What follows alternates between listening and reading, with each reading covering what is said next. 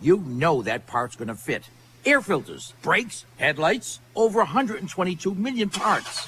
Get the right parts at the right prices. eBay Motors, let's ride. Today on Hey Culligan, smooth skin and soft hair comes from where? Here's Mike. Hey Culligan, I've tried every conditioner, lotion, and body wash known to man, and my skin still feels like sandpaper. It could be your water, Mike. Oh, that's harsh. More like hard water. Are you interested in smart, high-efficiency water softeners from Culligan Water? Huh? Want baby smooth skin and soft, luxurious hair? Yeah, can you hurry? I have a date tonight. We're already on the way, Mike. Let us help you out with the free in-home water test from a local Culligan water expert at Culligan.com.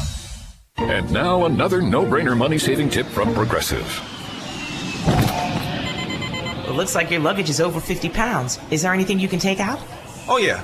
Let me just toss all these $20 bills. Great. Let me grab you a trash can. Stop. Instead of throwing money away, move some clothes into a carry-on. And here's a better tip from Progressive on how not to waste money. Don't pay too much for car insurance. Drivers who switch and save could save hundreds. Progressive Casualty Insurance Company and Affiliates. Potential savings will vary. As a Walgreens pharmacist, I talk with people all the time about little tips and tricks for filling their Medicare prescriptions, like taking advantage of Walgreens 90-day refills to save them a trip, or using Refill by Scan, which is super easy and right on your phone. And for anybody worried about prescription costs, I say, hey, we got you, with low-cost copays on many medications. Let's talk about making things easier. Walgreens is here. Fill your way and save at walgreens.com/Medicare. See pharmacists for restrictions and exclusions. Sports Talk powered by fans. Sports Radio 810 WHB Kansas City. The power of sports.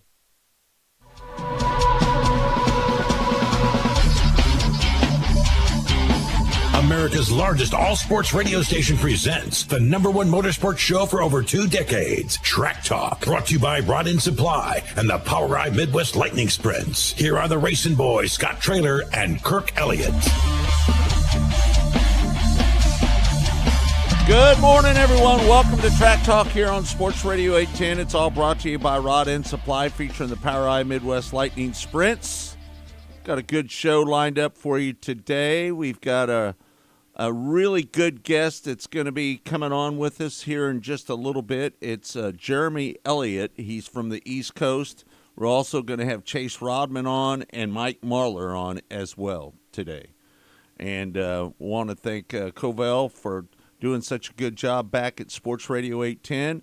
Todd Surprise for running the show here at RBN, the Racing Boys Broadcasting Network. My partner, Kirk Elliott. How you doing, Kirk?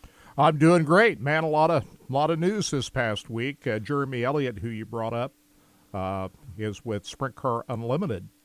He's pretty clued in on a lot of what goes on in the world of sprint car racing. Yeah. Get his take on all the big news this week, Scott.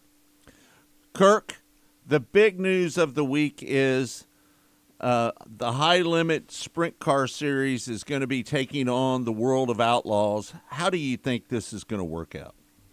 Well, I think it's going to work out differently than anybody that's challenged the World of Outlaws in the past. And the reason for that is you've got Flow Racing, which is a big player in live video racing. Whenever the Outlaws have been challenged in the past, live video wasn't a big part of the equation. Right. And Kyle Larson and Brad Sweet hey, come Kirk, to the table with a lot of resources on their side to do battle with the World of Outlaws. Kirk, we were one of the first ones to ever start live video, weren't we?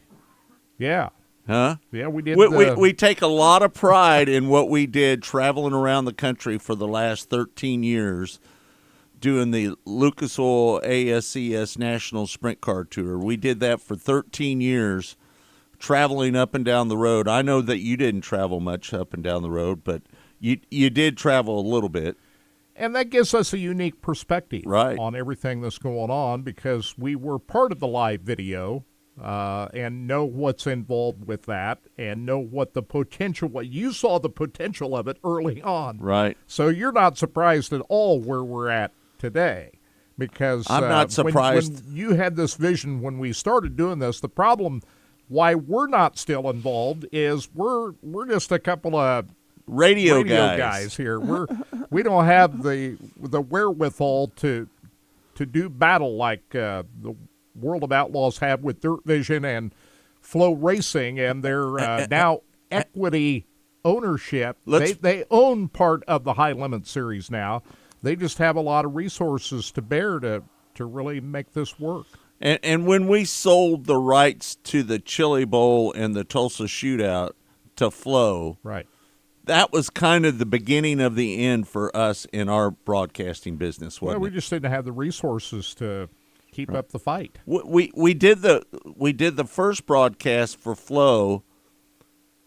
The first year they took it over. We did it for Flow. We did it for Flow. Yeah. And Flow's been a great partner to us. So they've been really great partners to us. But that's what's changed the whole battle here. What we're talking about is live video. Yeah. And the amount of money that has brought to the table. And it's not just in sprint car racing, dirt late model racing as well, and all other forms of motorsport. It's changed the landscape of grassroots racing, and I think most ways in a good way, because it's exposed the sport to more people, and that's a good thing. My problem is with what's going on in 410 sprint car racing right now is that I'm afraid that it's going to fracture 410 sprint car racing. I believe there's going to be such a divide between the World of Outlaws and High Limits that they both might suffer. Would you semi agree with that, Kirk? I think it can be that way if they do things that are detrimental to keeping people together. And that's hard to do when you're on one side or the other, because you're trying to protect what you have. If you're the World of Outlaws, you're trying to protect what you built up over 45 years. Yeah.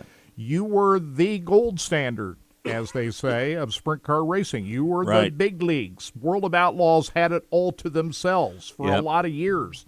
And along comes Kyle Larson and Brad Sweet and said, no, we'd like to do our own thing. So, yes, it's going to fracture, at least in the short term, till everything kind of settles out. But does it really have to be fractured? I don't think so. If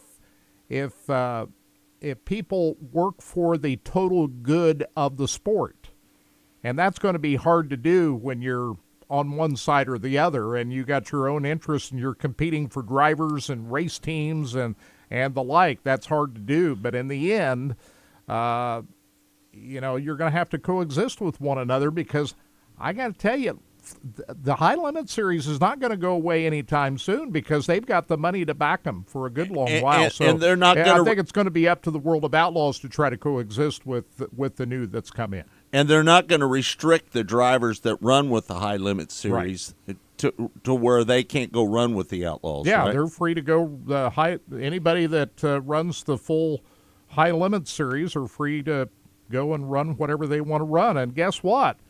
I think eventually the World of Outlaws are going to have to loosen up their restrictions on drivers. I know they're going to go another year with, you got 4 races that you can run outside if you're a platinum member. Right. Which are the full-time touring drivers of the World of Outlaws. You got up to 4 races that you can run outside of the World of Outlaws. But eventually, I'm not sure that they're going to be able to keep that going over the long term when they go out and try to compete for race teams and drivers. Right, no doubt.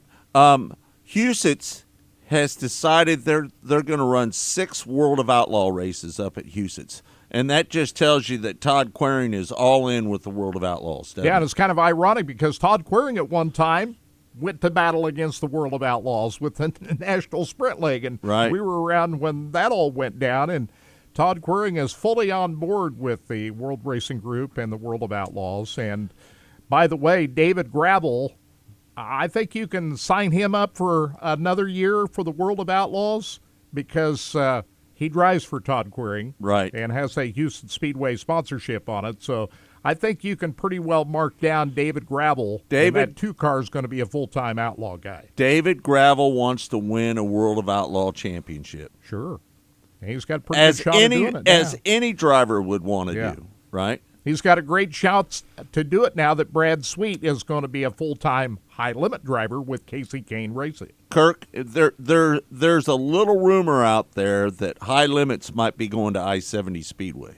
We've heard that rumor. Yeah, Right, we'll just right, have right. to wait and see. We know they got sideways with the World Racing Group here a couple of years ago. Right. When they staged the first ever event at the I-70 Motorsports dirt track. They got for cross-threaded. whatever reason, they had some issues and didn't come back. So And Lakeside's going to have a race as well. Lakeside's going to have a 2-day show over the same weekend that NASCAR's coming to Kansas Speedway in early May of next year. 2 nights of racing on the NASCAR weekend at Lakeside Speedway. So I think you can probably be assured there likely will not be a World of Outlaws race at Lakeside Speedway next year.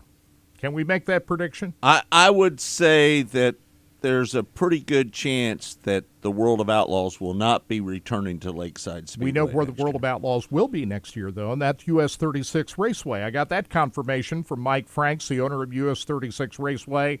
There will be a World of Outlaw date in April of next year at US 36 Raceway. Right, yeah. And maybe there might be even more than that before it's all said and done. The Outlaws have yet to release their schedule. Probably around PRI showtime in December is when we'll see the full releases of these schedules. Kirk, it just tells me that if there's 6 World of Outlaw races at Huset's, that they're probably having a hard time getting in there and getting some races at some of these racetracks that they've raced at in the past with the World of Outlaws. At the amount of money that they probably want to stage, there's only a certain few number of racetracks that Right. have the ability to put out the purse money to elevate their series more than, say, most racetracks. So I think that could be part of it. I know one of the weekends that they're looking at Houston Speedway, which formerly Labor Day weekend was at Skagit Speedway. Now that's a high-limit track that over the Labor Day weekend, they'll have a big event that'll pay a lot of money at Houston Speedway.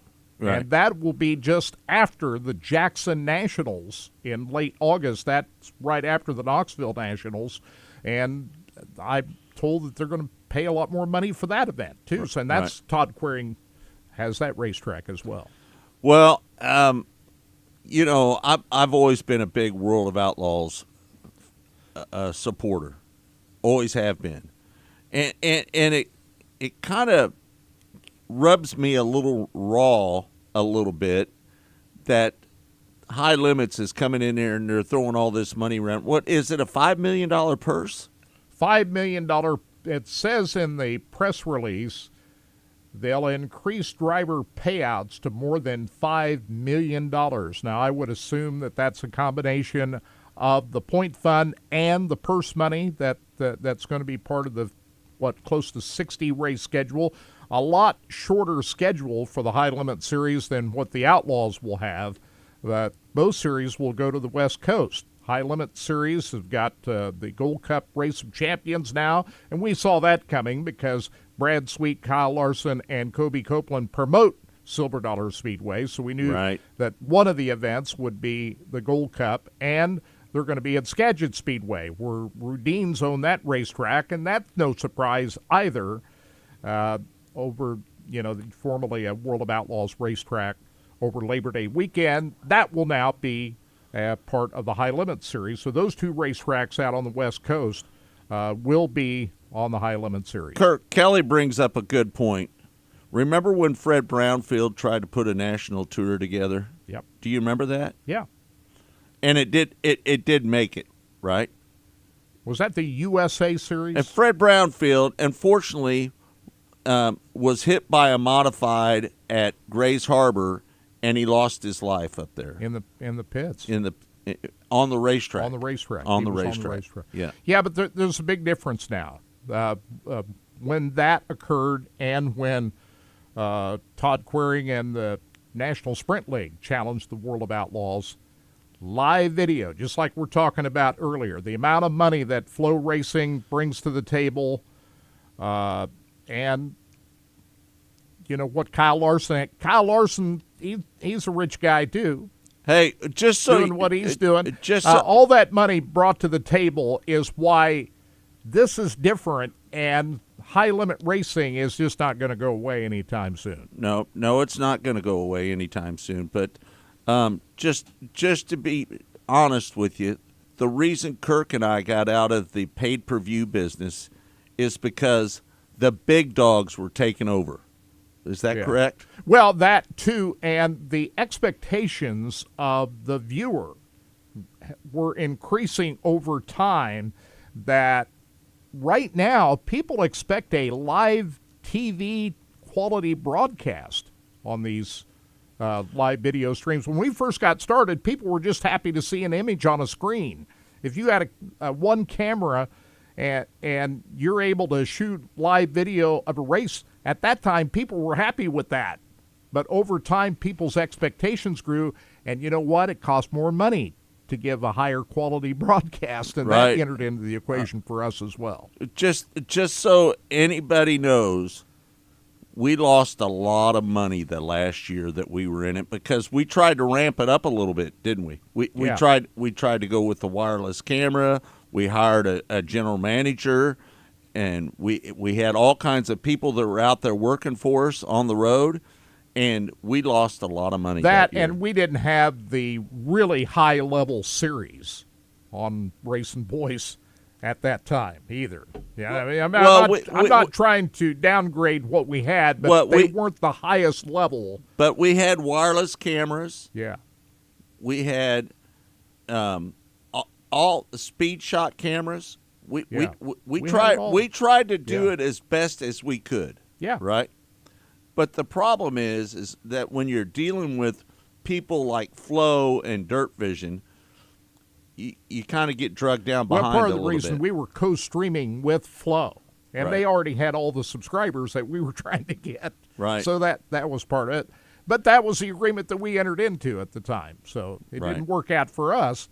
But, we had a great time doing it. We did it for about 10 years, live video. And it just got to the point to where we're just more in a position where we can continue it on. You know, just one thing, and I know we got to get to the break here a little bit, but Kyle Larson and Brad Sweet are both California natives. That's where they're from. Right, yeah. And there's a lot of self-interest for both of these guys and a lot of the decisions that they're making. Kyle Larson wants to keep that midweek season going for the High Limit Series because that works for him to come in and race it. And both operate the Silver Dollar Speedway. So there was no question that they were going to go to the West Coast with the series. But here's what I'm thinking, Scott. Wouldn't it have been more smart, at least to start with, to keep the schedule more to the tune in the that Midwest? They could stay in the Midwest and to the East? Because you know as well as I do, and you traveled out to Washington and Skagit Speedway, and we as Racing Boys know the cost of what it is to travel to the West Coast, not just for you and me, but for the race teams to travel to the West Coast. Right. Wouldn't it have been smart for the High Limit Series to start off by not going to the West Coast? I would agree with that. And to try to build up their group of drivers, because it's going to be more difficult to get a group of drivers to want to travel the whole series when you make that trip to the West Coast. Well, to be fair, that West Coast trip is very expensive, right? We know that. Yeah. We lost a lot of money going on that trip out there. Yeah, because when we set our budgets for the whole year, that trip to the Northwest that you took out there every year ate up a lot. $8,000 or $9,000 it took us to go out there. And you figure these race teams setting up their budgets for the whole year. I think the High Limit Series might have had a leg up if they would have kept this series like the All-Stars to start with and try to build up their group of drivers and not force these guys to have to spend a lot of money to go to the West Coast. I am totally with you, Kirk, in agreement with you when it comes to being a regional act just like the All-Stars were, right? The All-Stars didn't travel to the West Coast. They didn't travel out there. More of a regional series. They were more of a regional series, and I think they would have been better off if they would have just did their 50 races right here in this region and not try to make those guys go all the way to the West Coast. Just take over what the All-Stars were doing, because they're going to run and build on that. They're going to run at Skagit, right? Skagit Speedway, right? And you know how far that is out there. You traveled that yourself. I've made that run out there every year. You did that. I did it every year, and we know how much that costs to do that. Right. Yeah. And now it's not gotten cheaper too because fuel prices have gone through the roof since we got out of it. Right. So I'm just saying that I think the smart play would have been to start off doing what the All-Stars did and then build up from that. And that leaves a void in that regional series that the All-Stars produced out there.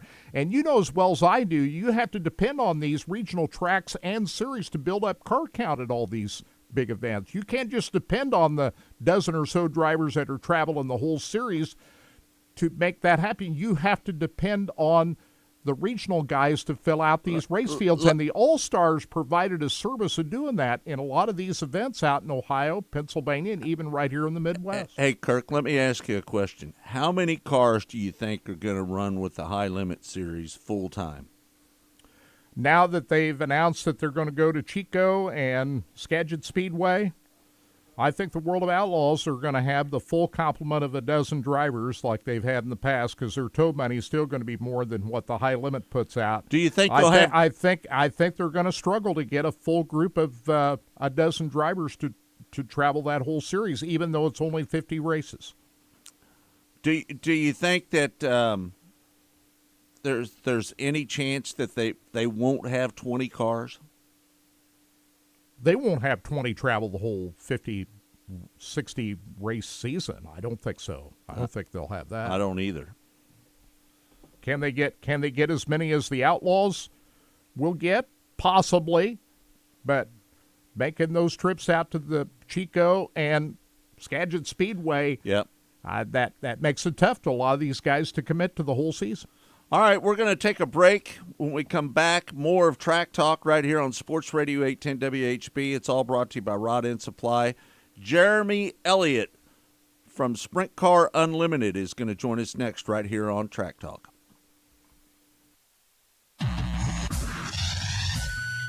WHB Kansas City. Rod End Supply is involved with a variety of motorsports as well as industrial applications with many different types of products. Since 1989, Rod End Supply has provided superior products priced competitively. Whether you're racing at the circle track or drag strip, rock climbing, or going off-road, Rod End Supply has an assortment of rod ends, radius rods, and specialty products to keep your equipment moving. Rod End Supply's experienced staff is ready and willing to help you with your needs. Their promise is to continue to provide a superior product with superior service so you can stay in front of the field no matter what it is. To learn more, go to rodendsupply.com. Don't miss great specials back at the Butcher Block at your neighborhood henhouse market. I'm talking Kansas City strip steaks. Of course, USDA Choice Certified Hereford Beef KC strips. They're 10 ounces, just $7 each. Choose your own size, $10.99 a pound. 93% lean ground beef. It's ground fresh several times each day. $4.99 a pound. How about boneless chuck roast? That's just $4.99 a pound. And if you love seafood, IQF, Easy Peel Argentine Red Shrimp, 16 or 20 count, just $6.99 a pound. It's all at Hen House, serving KC family since 1923. Looking for that perfect gift for that hard-to-shop-for friend or family member? Do what I do. Send the gift of competition,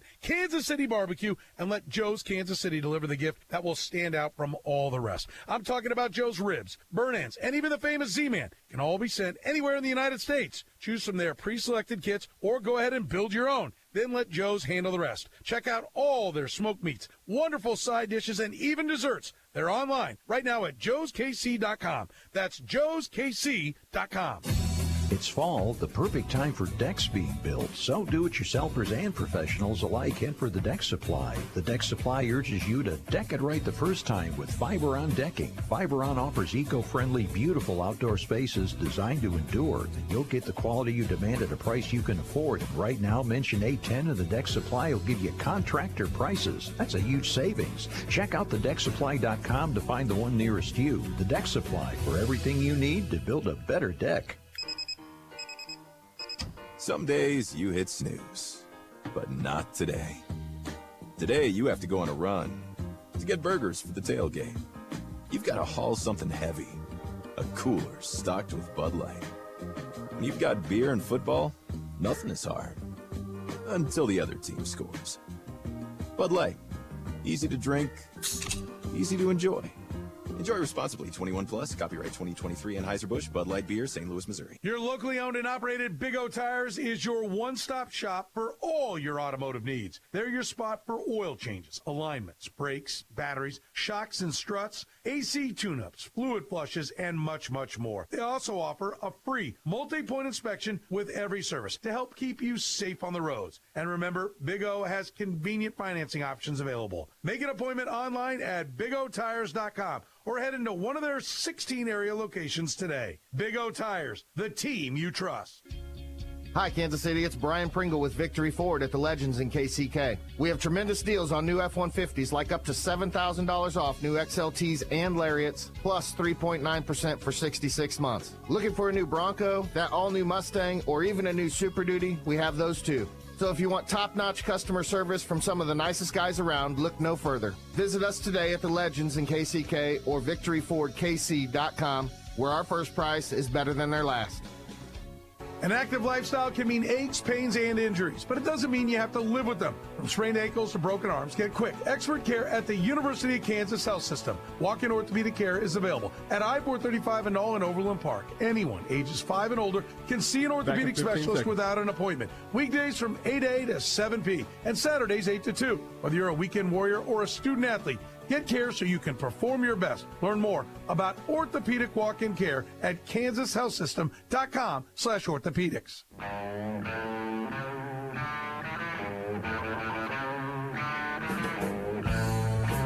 Welcome back. It's Track Talk, and it's all brought to you by Rod End Supply, featuring the POWRi Midwest Lightning Sprints. Joining us now on the show is from Sprint Car Unlimited, Jeremy Elliott. Jeremy, how you doing? I'm doing well. How are you guys doing? Thanks for having me on the show. Hey, we can't thank you enough for getting up early. I know you're out there on the East Coast, and it's a little bit earlier out there. So Later. It's a little bit later out there, right? So you're to the good. So, yeah. So, anyway, let me just tell you about your race that you had on Sprint Car Unlimited TV last night. I watched it at BAPS. Man, that was a pretty good race, wasn't it?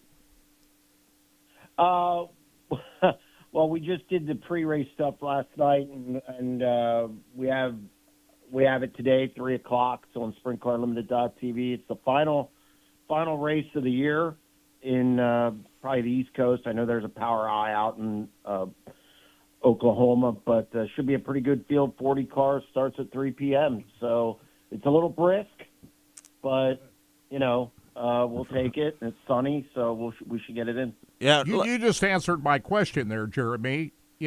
Scott and I were getting in a little bit of an argument here just a little bit ago. I was trying to find where the race was last night. Where were you watching, Scott? He's probably watching POWRi. Kirk was watching POWRi. I was watching BAPS. Were you watching a taped race from us? Yeah, it was probably a taped. Oh, it is taped. There you go. Yeah, we've had some content, but we have a race today, and some heavy hitters. Chase Randall, Garrett Williamson, all the guys from PA. Anthony Macri, Danny Dietrich. So that's, like I said, that starts today. Actually, about 2:15. We'll start with warm-ups, and like I said, it's sunny. We should get it in, which is usually that's good for us. Normally the rain likes to find our pay-per-views. Hey, your announcer reminds me of a guy that I used to work with back in the day. Man, he's got good pipes, doesn't he? Oh, David Hare? Yeah, Dave Hare is one of the best. I think he's the best, and definitely on the East Coast, and he's definitely one of the fast risers. BAPS has a gem there. He does some other races in the area when he's asked, and the radio voice. It's definitely contagious. A lot of people like what he does behind the mic. Yeah.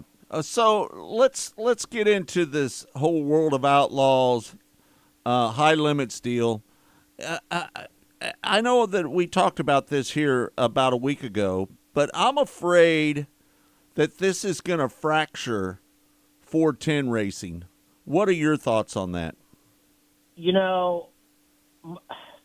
I think the two series can survive together, first and foremost. I think they're two different things in because of the way their models are, where they're going to go, the number of races. Obviously, I think guys who run high limit, or there's no exclusivity deal, so they can race wherever. My concern is the weekly show in different regions. Right. Because, for a number of reasons. Because, their stars are going to go out and go run high limit or outlaws, whether they're regulars or just, ducking in for a true outlaw schedule. Guys like Macri, Marks, and Brian Brown and people like that. And then when they're gone, are people going to come to the races to see, no offense, guys who they're not going to be stars. Right. Stars draw fans. So I'm concerned about that. My other issue is, depending how your show is, when the Outlaws come to town, they raise the purse, obviously, going into next year. It's up roughly 20%. The tracks have to pick up half that. Right. Because if it's a shared show, so if XYZ Speedway made $15,000 last year off its Outlaw show, that's going to be cut down to about 10 this year before you even start. So my concern is weekly racing. Is it sustainable, especially in Central PA with 118 races right. that we have in a year? I feel it's too many, and I think the model needs to change. And then you have Ohio, which now I think you're looking at another series possibly starting, the Fast Series stepping up. It looks a lot. It just looks convoluted. And again, the top two series will do fine. People are going to come out to watch the Macedos, the Gravels, and the Schatzes and Schuharts on one side. They're going to come out and watch Rico, Brad, and Kyle on the other side. But what's that trickle-down effect in this ecosystem? What would, in your opinion, let me just ask you your opinion, would they have been better off to stay regional like the All-Stars were? Because now they're going to be going to Skagit, they're going to be going to Chico, and I'm afraid that a lot of the teams won't be able to afford to go out there and run those races. What do you think? I understand what Brad and Kyle and Flow Racing are trying to do. They're trying to change the model of sprint car racing a little bit. I think they believe it can be bigger than what it is through their connections, through Kyle's connections, through Flow's connections. So I understand why they went national. They want to make something bigger and better. Well, for it to become bigger and better, you need to expand it. So I totally understand why they did that. I don't necessarily think it would have been better to just do what the All-Stars did, because then you're the All-Stars. So right. I understand why they did it. I understand the expansion, bring in more eyes, bring in more potential sponsorship, potential investors in the sport. So I get it. I don't begrudge them that at all. I think back a year ago, Jeremy, when Brad and Kyle made the announcement of this high limit series, a midweek series, and they said, we're not here to disrupt anything that's going on with the world of outlaws. We're here to, do our thing, provide midweek opportunities for these race teams to make more money. And here we are a year later, and they're going to go head-to-head against the world of outlaws. And I think back to the restrictions that the Outlaws had on their platinum members, and they loosened that up some to allow them 4 events that they could race without any restrictions to point money and the bonus money and the like.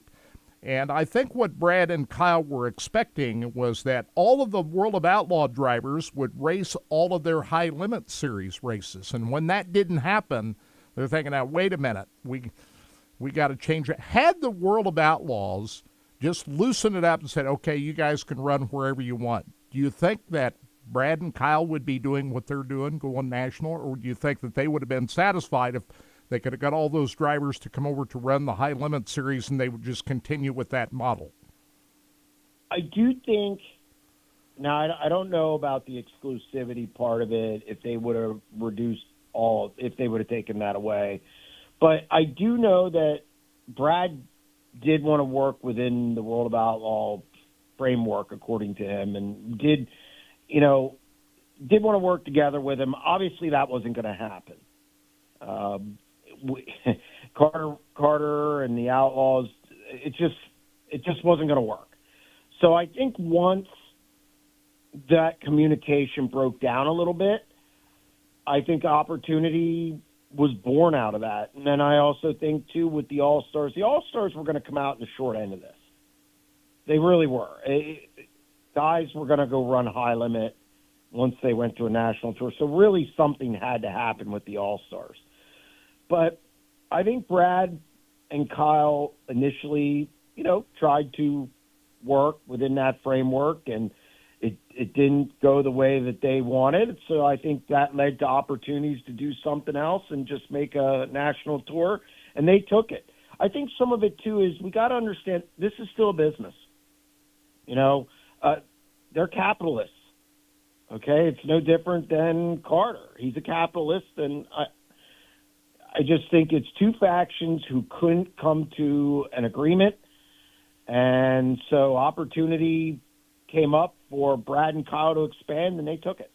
I'm always one that says I think competition is good, and I don't think the World of Outlaws would have upped the ante on their point fund money, tow money, and the like had the High Limit Series not come along. What do you say about that? It's hard to say. And the only reason I say that is because the Outlaws, even before High Limit, were raising stuff, at least one piece of their platform every year. SprintCarRatings.com does a great job with their stats, came out and showed how much the Outlaws paid out for, each year for the last 6-7 years or whatever it was. And it was, other than 2020, which was COVID and they lost races, it increased every year. So, yeah, I think it's both. I think the answer to that is yes and yes. I think they were going to increase stuff anyway, somewhere, whether it be tow money or bonus money or whatever it is. And yes, they were going, and yes, I think they maybe took care of some things or accelerated some things because of High Limit. So I agree with you. Competition is good. I've always thought competition's good. I wish we had more of it in everyday life. But I still think the Outlaws were going to, trickle some more down to the drivers as they went. I did a story I believe it was Monday, on the Outlaws making changes for this year. And Carter said it's always a progressive model. It's always something that is a plan year by year and looking down the road. And tow money hasn't been addressed, and that was one of the things that they were going to address this year. So I think some of it's High Limit, and I also think some of it's just the natural progression of the World of Outlaws. Yep. And just so you know, we're going to have Brian Carter on Mostly Motorsports on Monday. He's going to join us on the show, and we can't wait to get him on there. So let me ask you this. In a roundabout way, do you think that the Lucas Oil dirt late models and the World of Outlaw late models, is it kind of going to be the same thing, competing against each other? How do you feel about that? I don't know if it'll be exactly like that. The difference there is, okay, in sprint car racing, we have Central Pennsylvania, we have the Midwest, and then we have California. Mm-hmm. There are just not as many teams, not as many regions. Late models just floods the market from, I'd say, probably Knoxville east. And I think Lucas Oil and the World of Outlaw late models, you can run for a living in a late model without running a series race, without running one series race. That's true. It's just so much. It's just structured different, and there's so many more tracks, so many more opportunities. We don't have that in sprint car racing. So I always hesitate to compare it to that because of that fact. Now, that being said, I do think there's some similarities. I do think you're going to have, obviously, high limit races running against World of Outlaw races. I think you could see them in the same region. Like I think you're going to see High Limit and the Outlaws run races in Ohio the same night, which that's a little disturbing because any track that tries to run a weekly race that night is going to have a problem in the Buckeye State. So there's some similarities, but I always hesitate and stop short of comparing it to late model racing. How many teams do you think from PA are going to try to run the High Limit Series? How many of those teams do you think are going to defect from their weekly racing and go run with the High Limit Series? I only think there's one potential, and it's whether Brent Marks does it or not. Anthony Macri probably won't do it because he doesn't want to go to California. I guess that could change. Anything could change. So let's say 2 maximum, which would be Marks and Macri. But I do think they're going to go race some of those races. Obviously, if you're paying $50,000 somewhere and it's within driving distance, I think those guys are going to go. So even though they might not run the whole High Limit Series, it's going to take away from some weekly shows and whatnot. So it'll be interesting to see how that all pans out through the year. But I think as far as the full tour, I think Brent Marks is probably the only one who will think about that in the off season. Yeah, and I have the same concern that you have about car counts. And you have to depend on the weekly tracks as well as the All-Star Series. There's a void now that the All-Star Series had in terms of drivers that would compete on a regular basis and have the wherewithal to come to World of Outlaw events. Where do you see car counts at each of the High Limit Series and the World of Outlaws going forward when you create a void like not having an All-Star Series? How many cars do you think the High Limit Series is going to have? Traveling with them the whole time? Yeah. Well, no. Well, how many average are going to show up at each of their events? Right. I think they'll probably have like 8 full-timers, 8 to 10 full-timers. But your other part of that question, I think they're going to be much the same. I think it's going to be depending where they're at, obviously. I think they're bigger shows. They still get the Outlaw guys are still getting 4 races. So I think they'll show up at a $50,000 to win High Limit show. So I think you'll get roughly the same as last year. I think toward the end of the year it'll drop down to 30. I think if you're at Grandview in PA, which was a very successful show financially, still only had about 30 cars. Yeah. So I think it's going to be much the same. When they go to California, they might have more because, 410 sprint car racing, there's not as much out there, and guys will show up like they do for the Gold Cup, which will be a high limit race. So I don't think car counts are going to change much. I think again, down to the weekly show, I think it's the stars won't be. There's going to be a lack of stars. So I think the top 2 series will do fine. I think their car counts will be fine depending where they're at in the country.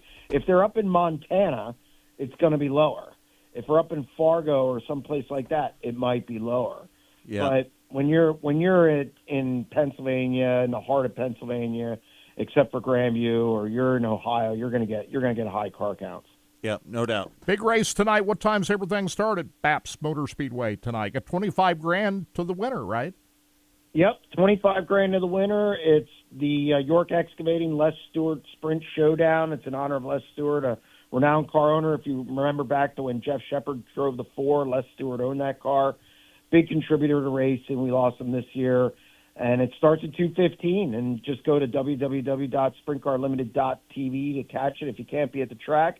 And if you're looking for a news site for sprint car racing, sprintcarunlimited.com. It's only $35 a year. Yeah. Great stuff. All right, Jeremy, we can't thank you enough for taking the time to join us here on the show this morning, and can't thank you enough. Appreciate you. Everything you do for sprint car racing, man. We can't thank you enough for what you do. No problem. Anytime you guys want to talk, just give me a call. All right. Thank you, Jeremy. There you have it, Jeremy Elliott. We're going to take a break. More of Track Talk. It's all brought to you by Rod End Supply, featuring the POWRi Midwest Lightning Sprints. We'll be back in a moment right here on Sports Radio 810 WHB. WHB Kansas City. Rod End Supply is involved with a variety of motorsports as well as industrial applications with many different types of products. Since 1989, Rod End Supply has provided superior products priced competitively. Whether you're racing at the circle track or drag strip, rock climbing, or going off-road, Rod End Supply has an assortment of rod ends, radius rods, and specialty products to keep your equipment moving. Rod End Supply's experienced staff is ready and willing to help you with your needs. Their promise is to continue to provide a superior product with superior service so you can stay in front of the field no matter what it is. To learn more, go to rodendsupply.com. Scott Graham here from Westwood One. Sunday Night Football has the Raiders taking on the Jets in Las Vegas. Coming off a big win over the Giants, Josh Jacobs and the Raiders are looking to keep their win trend going. The Jets fell to the Chargers last week, ending their 3-game win streak. Join us on air and on the free live stream sponsored by AutoZone for Sunday Night Football. Right here on Sports Radio 810 WHB. Score early this NFL season with FanDuel, America's #1 sports book. Right now, new customers get $150 in bonus bets with any winning $5 moneyline bet. That's $150 if your team wins. If you've been thinking about joining FanDuel, there's no better time to get in on the action. The app is so easy to use, there's a wide range of betting options, spreads, player props, over-unders, and more. So visit FanDuel.com/win and kick off the NFL season. That's FanDuel.com/win. FanDuel, official partner of the NFL. Must be 21 plus in President State where lawful to wager. FanDuel is offering online sports wagering in Kansas under an agreement with Kansas Star Casino LLC. First online real money wager, only $5 pregame money line wager required. First online real money wager, only $10 first deposit required. Bonus issued as non-withdrawable bonus bets that expire 7 days after receipt. See terms at sportsbook.fanduel.com. Gambling problem? Call 1-800-GAMBLER or visit fanduel.com/RG in Colorado, Iowa, Michigan, New Jersey, Ohio, Pennsylvania, Illinois, Kentucky, Tennessee, and Virginia. Call 1-800-NEXT-STEP or text NEXT-STEP to 53342 in Arizona, 1-888-789-7777 or visit ccpg.org/chat in Connecticut. 1-800-9-WITH-IT in Indiana, 1-800-522-4700 visit KSGamblingHelp.com in Kansas. 1-877-770-STOP in Louisiana. Visit mdgamblinghelp.org in Maryland. Visit 1-800-GAMBLER.net in West Virginia or call 1-800-522-4700 in Wyoming. Help is here. Visit gamblinghelpma.org or call 1-800-327-5050 for 24/7 support in Massachusetts or call 1-877-8-HOPE-NY or text HOPE-NY in New York. Paid for client portrayal and endorsement. The choice of a lawyer is an important decision and should not be based solely upon advertisements. Past results afford no guarantee of future results, and every case is different and must be judged on its own merits. I'm injury attorney Mike DePasquale. When I say I've got this, here's what it means for you. It means Mike and his team can help you deal with the insurance companies, the medical bills, all of it. After my injury, I've got this meant Mike's team settled my case for $300,000. If you've been hurt in a car wreck, call me. I've got this. Mike's got this. All you need to know. 816-888-750. This year, Staples will not be celebrating the holidays. Instead, we're celebrating the Holla Deals with amazing savings for the holiday season. Save 50% on custom holiday cards, save 50% on custom invitations, and save 50% on custom photo gifts like mugs and calendars. During Staples Holla Deals, it's not about the ho-ho-ho, it's about saving do-do-do. Save 50% on custom cards, invitations, and photo gifts today at Staples. Ends 12/16. Visit staples.com/print for more details. ICON is seeking healthy, non-smoking men and women ages 18 to 70 to participate in a clinical research study at our facility in Lenexa, Kansas. Women must be of non-childbearing potential. Volunteers must be available for one stay of 20 nights. Qualified participants may receive compensation up to $11,000 for study-related time. Call ICON today at 913-210-5900. That's 913-210-5900.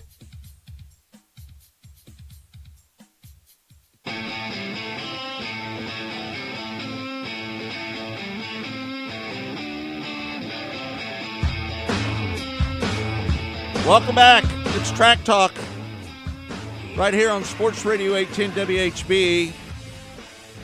And we had a chance to do an interview with Mike Marlar here the other day. And Mike Marlar is one of the best late model drivers in the country. And this is our conversation that we had with Mike Marlar earlier this week. Coming up after that second place finish. He almost won the race that charged last Saturday. He won his prelim night. He won the prelim night, but he came from outside the top 10 and was chasing down Ricky Thornton Jr. last Saturday night. And run second to him. Ran second place. So, right. Yep, let's hear that interview from earlier this week.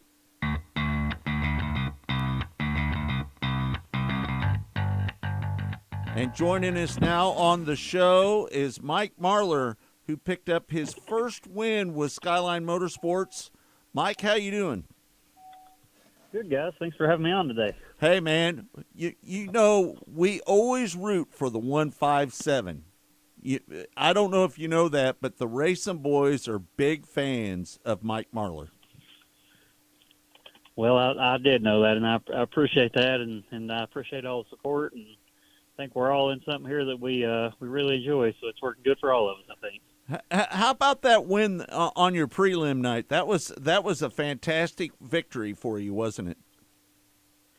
It was. We put our team together here so quickly that the last thing we was thinking about was actually winning. So just trying to get there was the main thing. So it evidently was a nice distraction from all the things you can do to beat yourself, right? So we went there and it all just worked out, and we won the race, and definitely got started off on the right foot this weekend. Let's step back a little bit. You and Ronnie Delk were together for 10 years. Why end that now? Well, Ronnie and I, we started off just as a hobby, and he wanted to have a competitive car, but he wasn't, never thinking about the level we were doing at, I don't think. So we started off with a gooseneck and a dually in one car, and got to doing well at it. And 5 years into that, we won a championship. And at that point, he had kind of accomplished what he wanted to accomplish, but also kind of thought that maybe the best stuff was just right around the corner. So we've done another 5 years and accomplished a lot of cool things together. And it's just kind of, when I met Ronnie, he's only 47, so he's had kind of a young family, now is the kids that were in kindergarten are in grade school, and the ones that are in middle school is going to college, and it's just a lot of things changing for him, but it was a good deal. It was never I don't think Ronnie and I ever had one crossword or anything in 10 seasons of racing, and 10 years alone is it's kind of like dog years, so right. It was just time, he'd accomplished what he wanted to accomplish, and he was kind of doing it just for me, and he stayed in there and let me get some more support, and then went on. So he really done us well. Yep.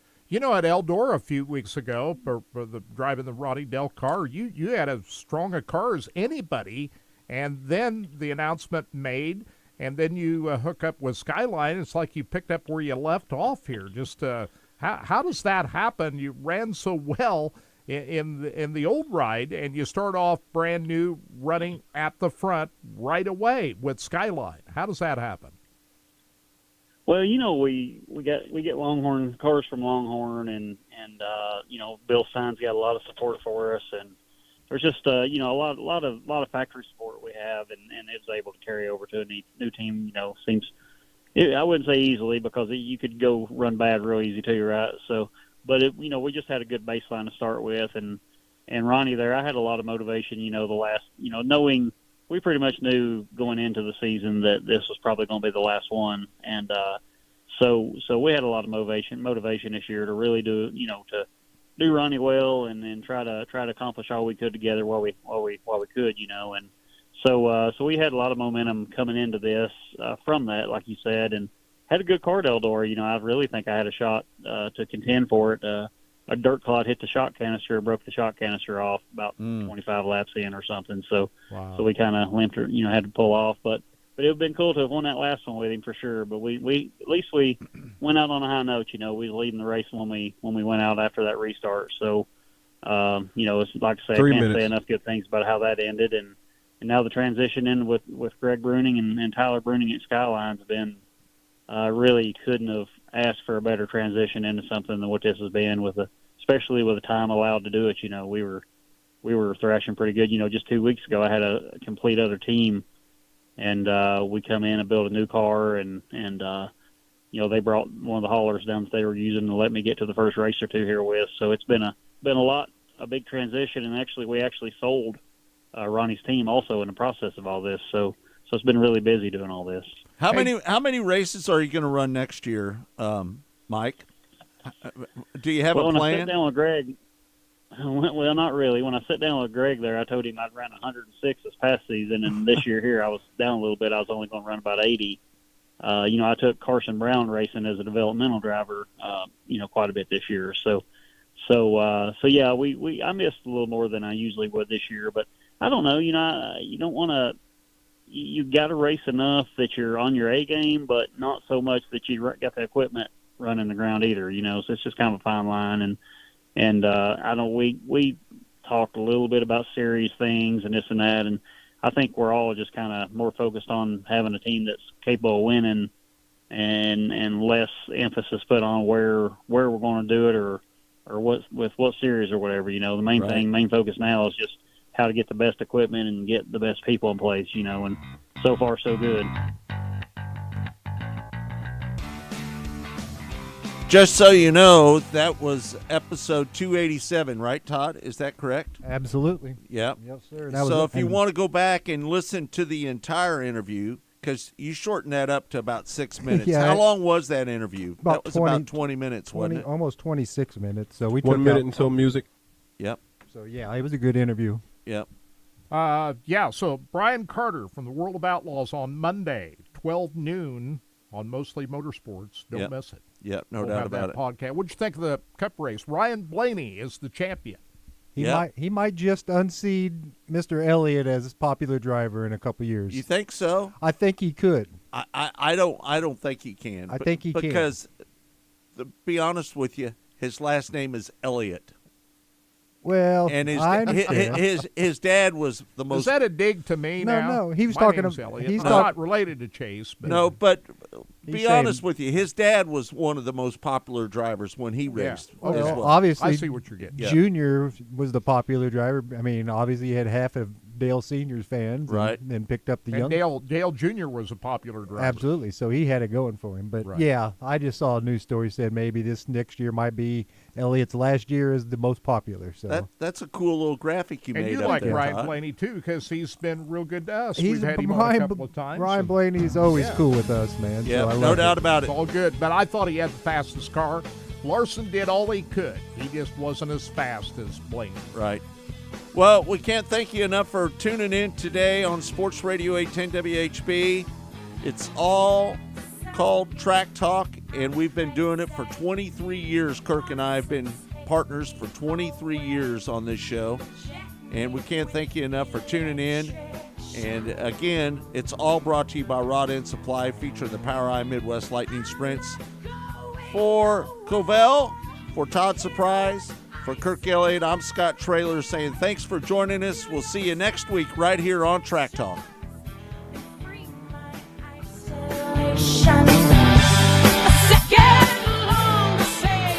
Have a good rest of your weekend. Thanks, you too, my friend. Rod End Supply is involved with a variety of motorsports as well as industrial applications with many different types of products. Since 1989, Rod End Supply has provided superior products priced competitively. Whether you're racing at the circle track or drag strip, rock climbing, or going off-road, Rod End Supply has an assortment of rod ends, radius rods, and specialty products to keep your equipment moving. Rod End Supply's experienced staff is ready and willing to help you with your needs. Their promise is to continue to provide a superior product with superior service so you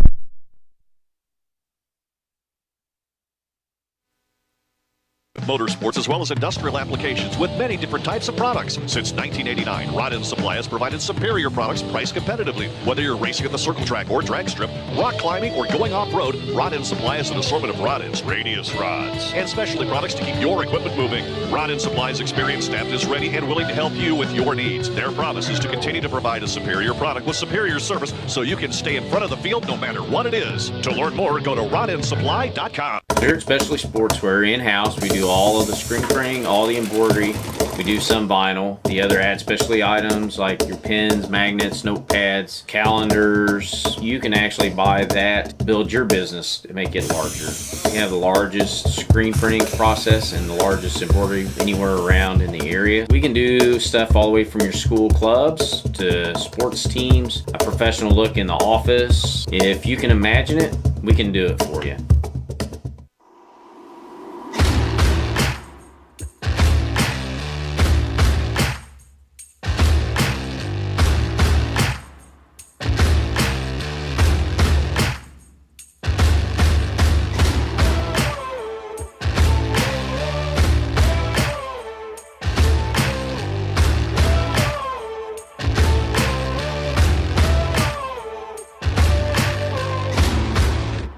Rod End Supply is involved with a variety of motorsports as well as industrial applications with many different types of products. Since 1989, Rod End Supply has provided superior products priced competitively. Whether you're racing at the circle track or drag strip, rock climbing, or going off-road, Rod End Supply has an assortment of rod ends, radius rods, and specialty products to keep your equipment moving. Rod End Supply's experienced staff is ready and willing to help you with your needs. Their promise is to continue to provide a superior product with superior service so you can stay in front of the field no matter what it is. To learn more, go to rodendsupply.com.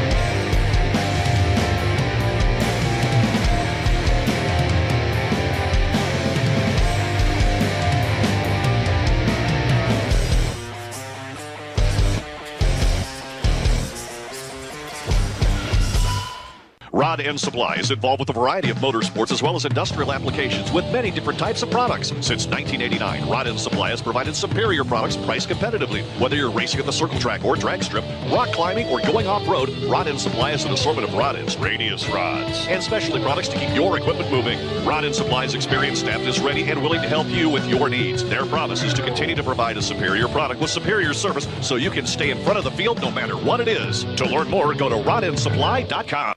Race fans, the National Sprint Car Hall of Fame and Museum is open 7 days a week, year-round, for you to come in and check out all of the wonderful race cars on display in the museum. And our online store at sprintcarstuff.com is open 24 hours a day for you to check out everything that we have in stock for sprint car fans. Whether it's for a birthday, anniversary, or Christmas, sprintcarstuff.com has it all. That's at the National Sprint Car Hall of Fame and Museum in Knoxville. When Steve died, the outpouring of love was amazing. These dollars had come together to support us, and we realized, no, we didn't want to use them for us. We wanted to use them to help others. The foundation has done so much for so many people. It helps any family that has somebody, whether it be a crew member or one of the drivers, that get hurt. We can help them to get through the situation. I was injured in a non-wing sprint car accident that broke my neck and left me with a spinal cord injury. I was in the hospital 8 months, and that got really, really expensive, so having that extra help to help push me and my family forward was a big deal. Yes, Steve's death is the reason the foundation exists, but it's Steve's life, and it's the lives of racers everywhere, is the reason we're able to do the work we do.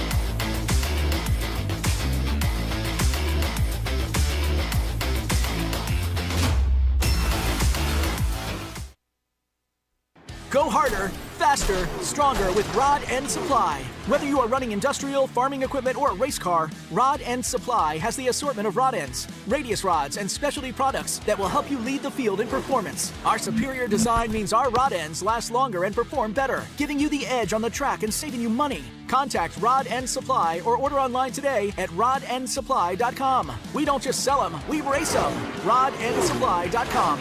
Serving the racing community for over 30 years.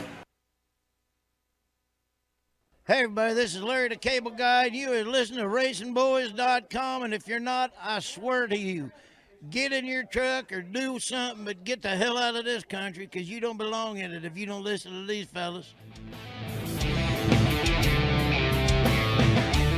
It's time for America's most unique motorsports show, Track Talk, brought to you by Rod End Supply and the Power Ride Midwest Lightning Sprints. Here are the Racing Boys, Scott Traylor and Kirk Elliott. Welcome back. It's Track Talk here on RBN, the Racing Boys Broadcasting Network. Todd Surprise running the show. Kirk Elliott, my partner for the last 23 years. Can you believe that? Kirk, can you believe we've been partners for 23 years? You ask me that all the time. I know it. Every week you ask me that Every week question. I ask you that, but can you believe it? Yeah, I do believe it now. Huh? Hold on. Now, how many people ask you, how do you put up with that asshole? Oh, I get it all the time. You get it How all do the you time. put up with him? Right. You know, the truth is, you treat me worse on the air than you do off the air, which is the truth. Well, you're more hard on me on the air than off the air. I know that. Yeah, that's it. Yeah. But you know what? It's all good. At the time that we got together doing this thing, did I think it would last this long? No. No. But do I believe it now? Yeah. Yeah. Because yeah. you know why? You and I love the same thing. We're big sprint car fans. We're big dirt track fans. Right. We're all about the dirt. Yeah. Hey, but you dirt. know what's so funny about that is that I raced most of my career on pavement. I know you're a pavement guy. Isn't that funny? And you know, I follow NASCAR. I watch all the NASCAR races, but do I enjoy dirt racing more? Yeah. Yeah. I'm kind of equal late model and sprint cars because I've been exposed to both sides over the years, so I've gotten to be a big fan of both sides. But you know what? Both fraternities could not be more different, because if you walk through a pit area of a late model event, the whole vibe is different than walking through a pit of a sprint car event. You've noticed that. Listen, what you have to do when you go through a sprint car event, you got to have your head on a swivel, because those cars don't stop really well, and they'll run right over you. Yeah, you got to watch where you're going. You got to pay attention to where you're going at a sprint car race. You know the biggest difference between sprint car guys and late model guys? What's that, Kurt?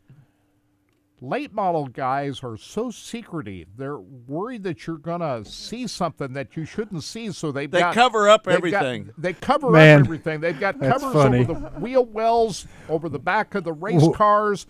They're secretive. You walk through a sprint car pit, Yeah, they don't care. they don't care what you see. That was the funniest reaction because Hold on now.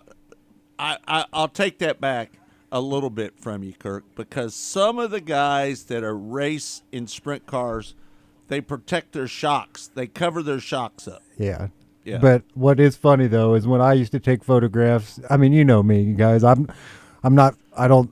Would they ever? And say oh my something God, to you? those late model guys and those dirt guys, they would just be like, "What are you taking a photo of?" And I'm like, literally, dude, nobody's even gonna. I had no idea. I won't take. I mean, I didn't know that that's such a big damn deal that that these guys were upset that I was maybe getting a photo of something under their back end, because that's one of the things. Even in the NASCAR, here's what's funny. In the NASCAR press, so I have to go as a photographer myself. I have photography credentials when I go to the NASCAR tracks.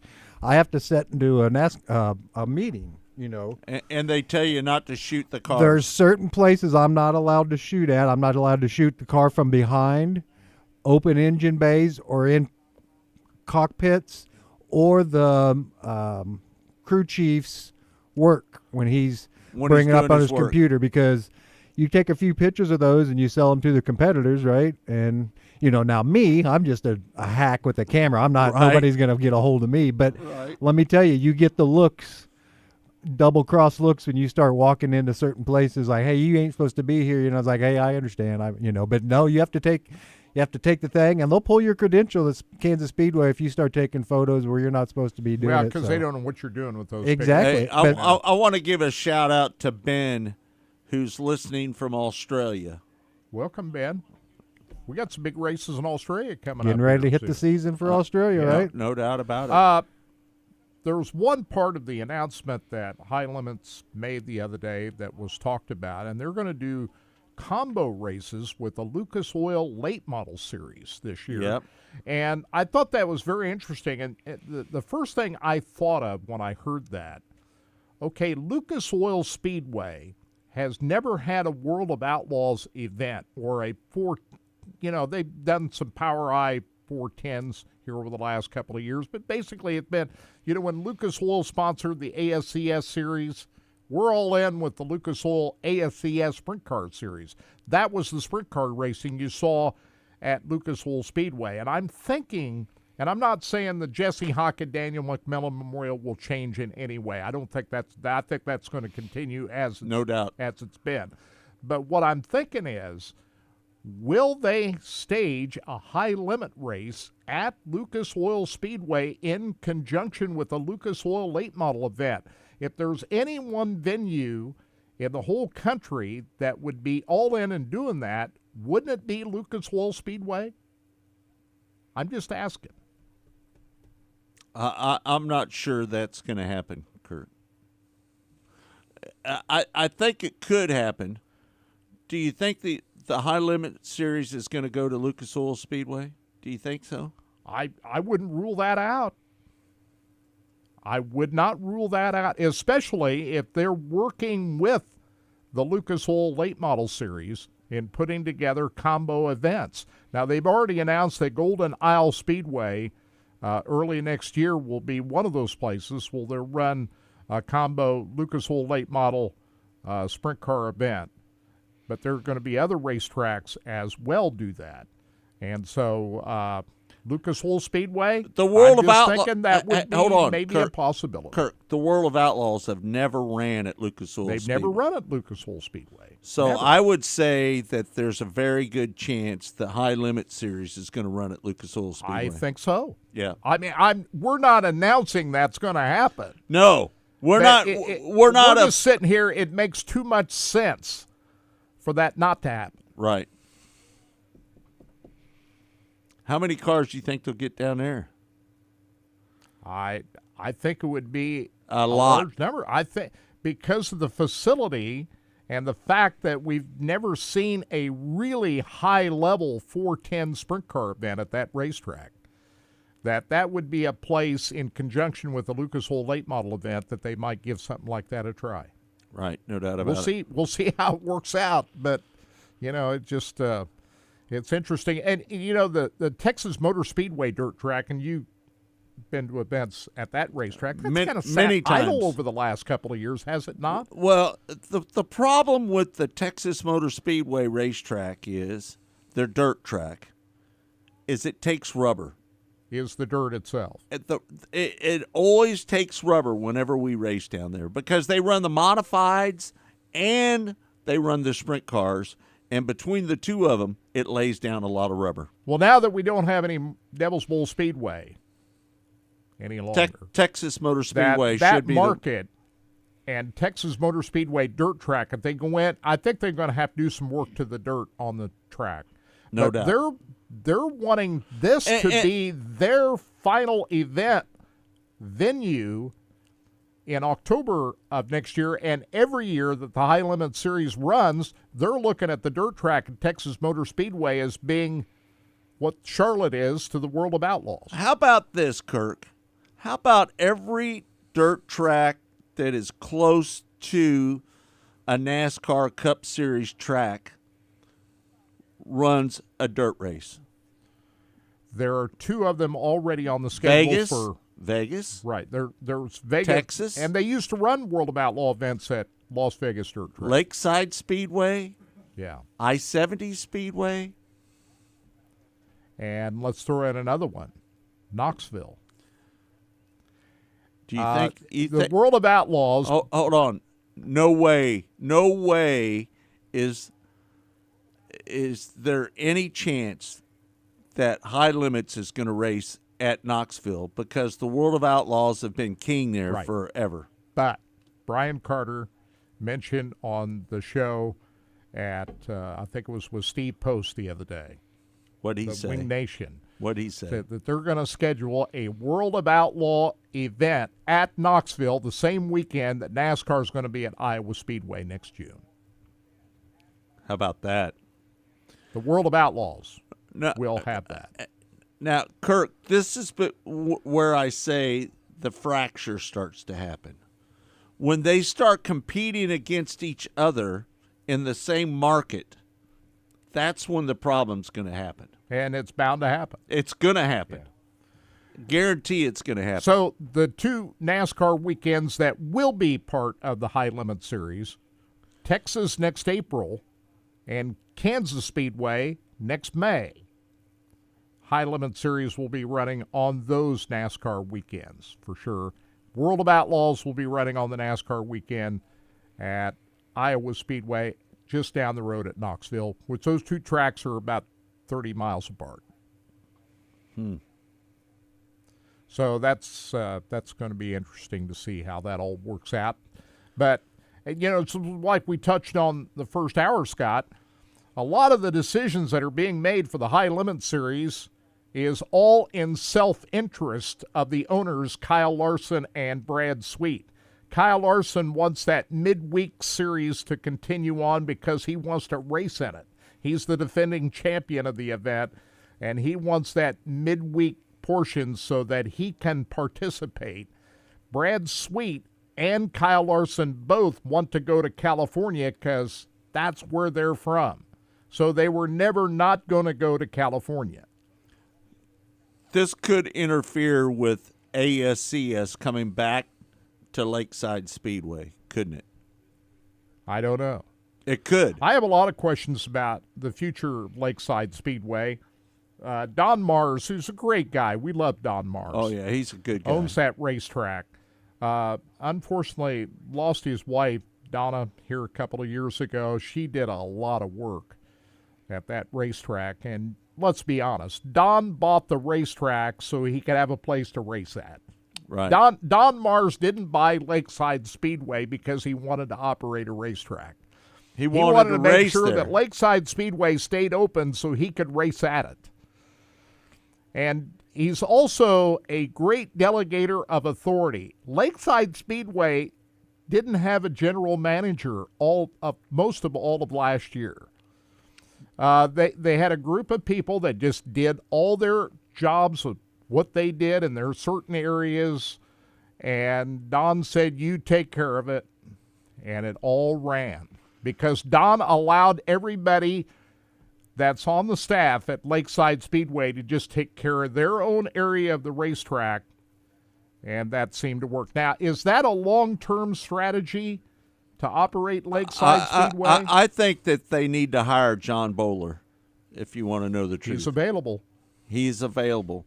And he knows the business, and he knows about the World of Outlaws, and he knows about the High Limits Series. I think he'd be a great fit over there. Of course, we announced a week ago that John Bowler no longer at US 36. Mike France said he was no longer, after 7 years, was going to operate the weekly portion of the dirt track at US 36 Raceway. And after that, Mike Franks confirmed that unless he found somebody that could really fit in with what they're doing up there, that they're just going to run special events only at US 36 Raceway in the future, and Mike Franks will continue to operate the 8-mile drag strip. And to be honest with you, Kirk, weekly racing is so tough right now. Really tough. Right? It is really tough because there's not enough people coming to the front gate, and there's more people going to the back gate. And that's why you see people run 6 or 7 classes at a racetrack, because they want to make up for it on the back gate instead of trying to make a living off the front gate. Well, we understand why the local track operators who operate that way do it that way, because they know pretty much what the revenue at the back gate is going to be every week. If they get around the same number of cars every week come to their racetrack, they pretty much know how many pit passes are going to sell at the back gate. Right. You never know what your front gate's going to be. That's always it's always a crap that shoot. Changes a lot. It's always a crapshoot on the front gate. Yeah. Right. A lot of factors involved. What kind of a day do you have? What's the weather like? What are you running? Let me ask you this, Kirk. What do you think the average attendance for the front gate is at most racetracks? Probably 700? Yeah, I would say that. It'd be less than 1,000. Yeah. A lot of people overestimate crowds. When they go in there, oh, look at that big crowd. There must be 5,000 people in there. No. No. Not close. Not even close to that. Right. If you count the seats at Lakeside Speedway, and I've done so, there are 3,200 chairback seats on the front straightaway at Lakeside Speedway. About 3,200 people they can put in there. Total, with that grandstand on the side of the building up there, that seats probably I about think 1,000 put people. 1,000 people up there. Right. So you got probably 4,000 seats hold at on, Lakeside Speedway. Kirk, you're forgetting about the terrace parking. That's what I'm about ready to get to. You add the terrace parking, then that adds another, what? 1,000 over on the terrace side. So in total, the number of seats at Lakeside Speedway is about 5,200. I would say they could probably put 5,000 people in there. Mm-hmm. Now you go to US 36 Raceway. That front grandstand at US 36 Huge. Raceway seats 4,000 people. 4,000. Right. If you go to I-70 Motorsports Park, there are 8,000. seats for 8,000 people. Right. At I-70 Motorsports Park. Do you think I-70 is going to get a high-limit race? I think it's very possible. I do, too. I think they'll get that before they get the World of Outlaws back. What do you think? Oh, no doubt. Lakeside Hope. Go ahead, Todd. Hold on, your mic's not on.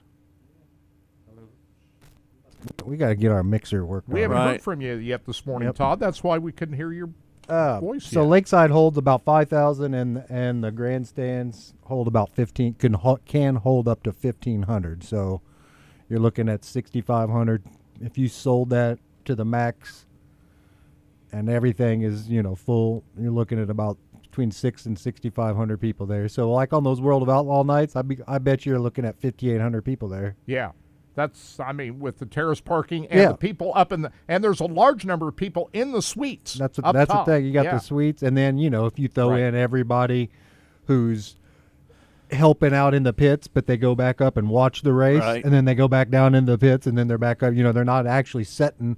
Hell, that hill at Lakeside holds 200 people, where there's all those people just come and watch that work on those cars, and they turn around and head right back down the hill. So Lakeside holds quite a bit more people what you think. That's what makes it look not as good on some of the photos and video that you see, because people don't want to sit down that close when there's dirt clods and stuff smacking in the face. So there's Right. plenty of seating. Well, every seat was filled during the World of Outlaws Exactly. race. That's what I'm saying. But on a weekly event, you're not going to see it down on the only people you're going to see in the front, guys, are the kids and the people that love to eat the dirt, because there's enough seating at Lakeside where you can sit back Yeah. and have a great seat. Frog says I-70 has real issues with dirt.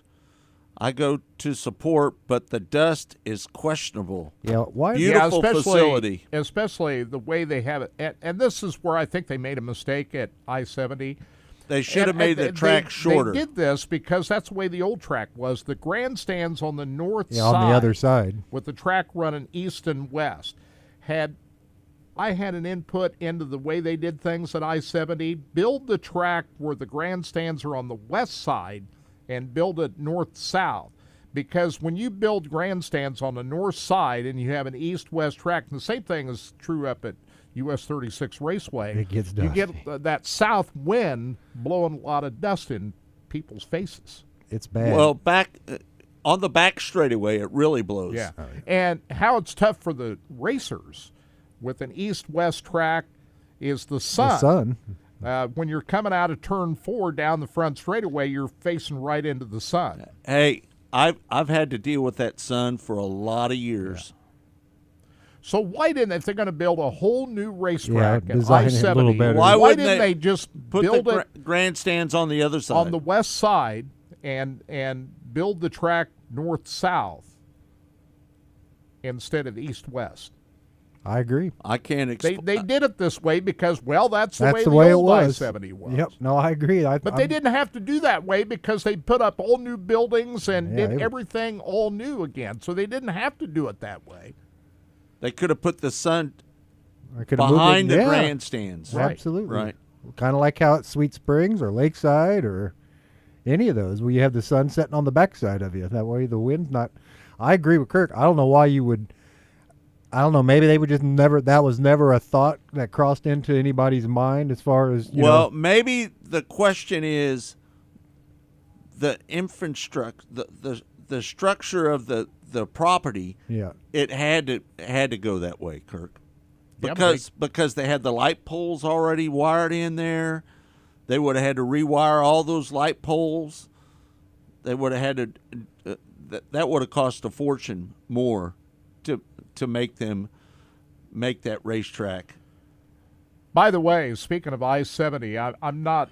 The racetrack itself, Right. it is what I think. The structure, the infrastructure of the property made them make that racetrack that way. Speaking of I-70, and now I'm talking about the drag strip, Flying H drag strip, I'm not certain now that we'll see a national event at Flying H drag strip next year. Why is that? They had 2 open dates on the NHRA calendar. One of them that was TBA, to be announced. Well, they filled already one of those dates that was in June of next year, and that's going to be at the Virginia racetrack out near Richmond. Yeah. They've had national events out there in the past, so those dates have already been filled. The other date in July was left open for the new racetrack in Colorado. Bandimere Speedway closed down after last year, and so that date was left open in the hopes that they would have the new racetrack in the Denver area in that slot. And Phoenix is coming back for another year. They the Wild Horse Raceway near Phoenix we thought was going to go away. Well, that's coming back next year.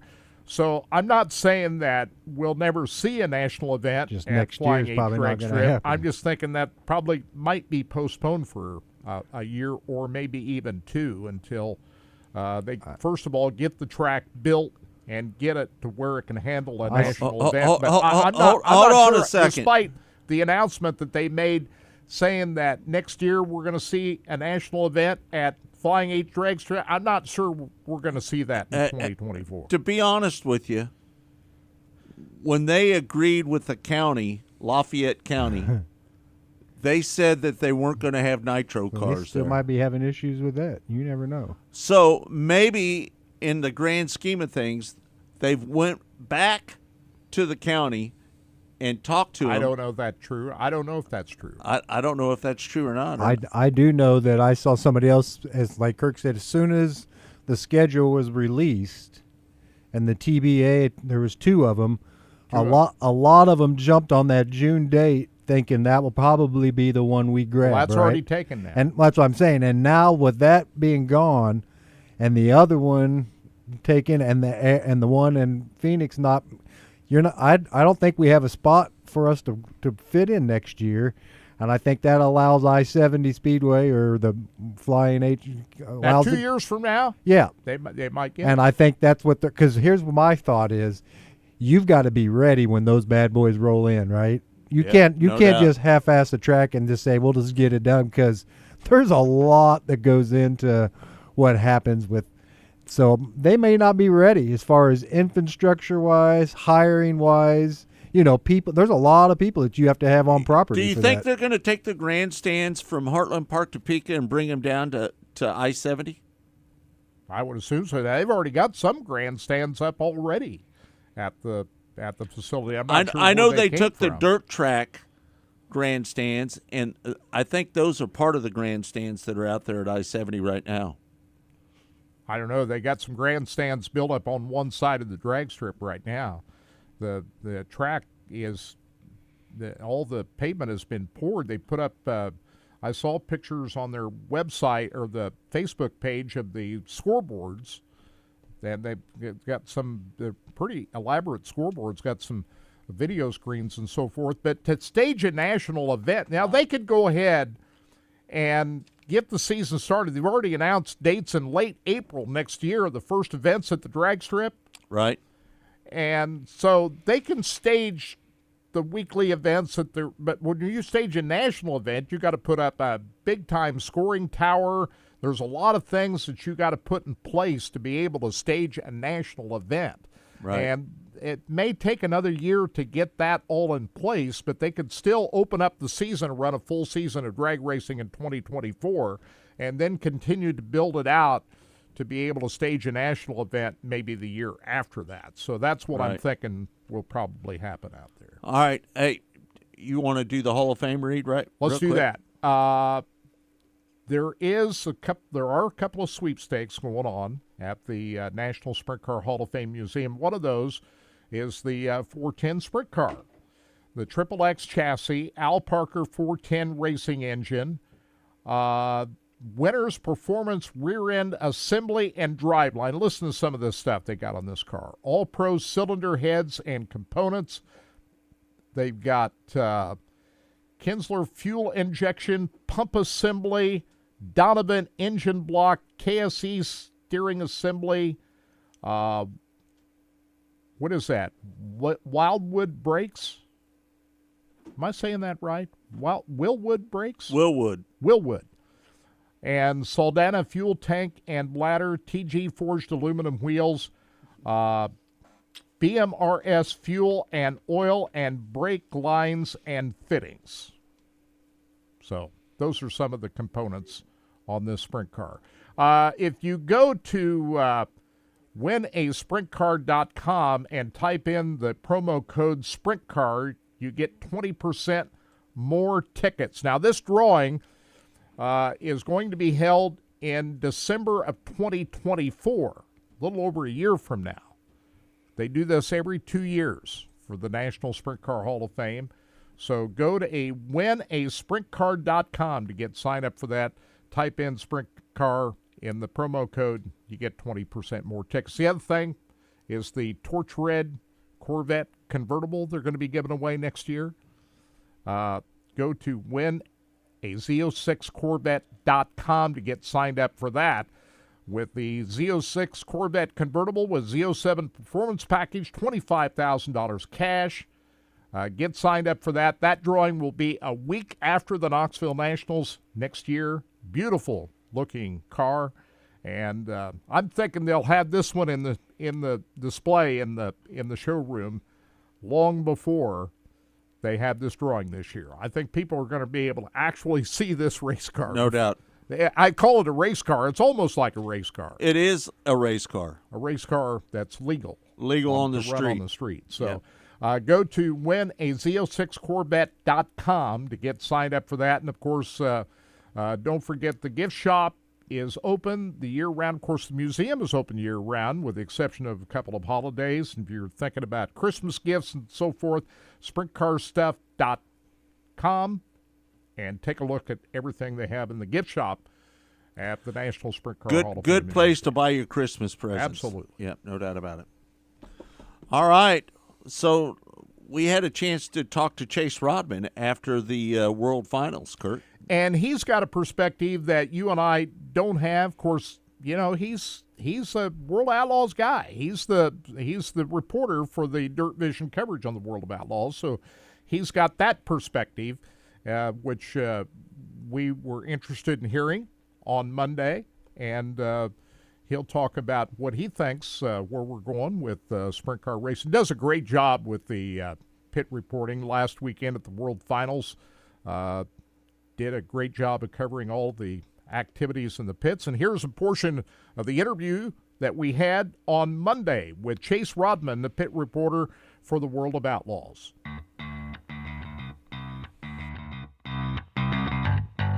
It was amazing, the race between, I think it was Logan Schuchart, Rico, Brent Marks was sprinkled in there a little bit, and Brad Sweet. That was a fantastic race, wasn't it? Yeah, and, you know, the whole week it was kind of the same song and dance, right? I mean, right before the feature, they'd do a lot of track work, and, you know, the fans in the grandstands would be yelling, hey, let's get this show on the road, and, you know, and people are wondering what the heck they're doing, this and that, and everybody's worried about it taking rubber, but, man, they've got a formula down. They've got the secret figured out at Charlotte. They know exactly what they got to do to give it a good race. Right. And that track prep paid off every single time.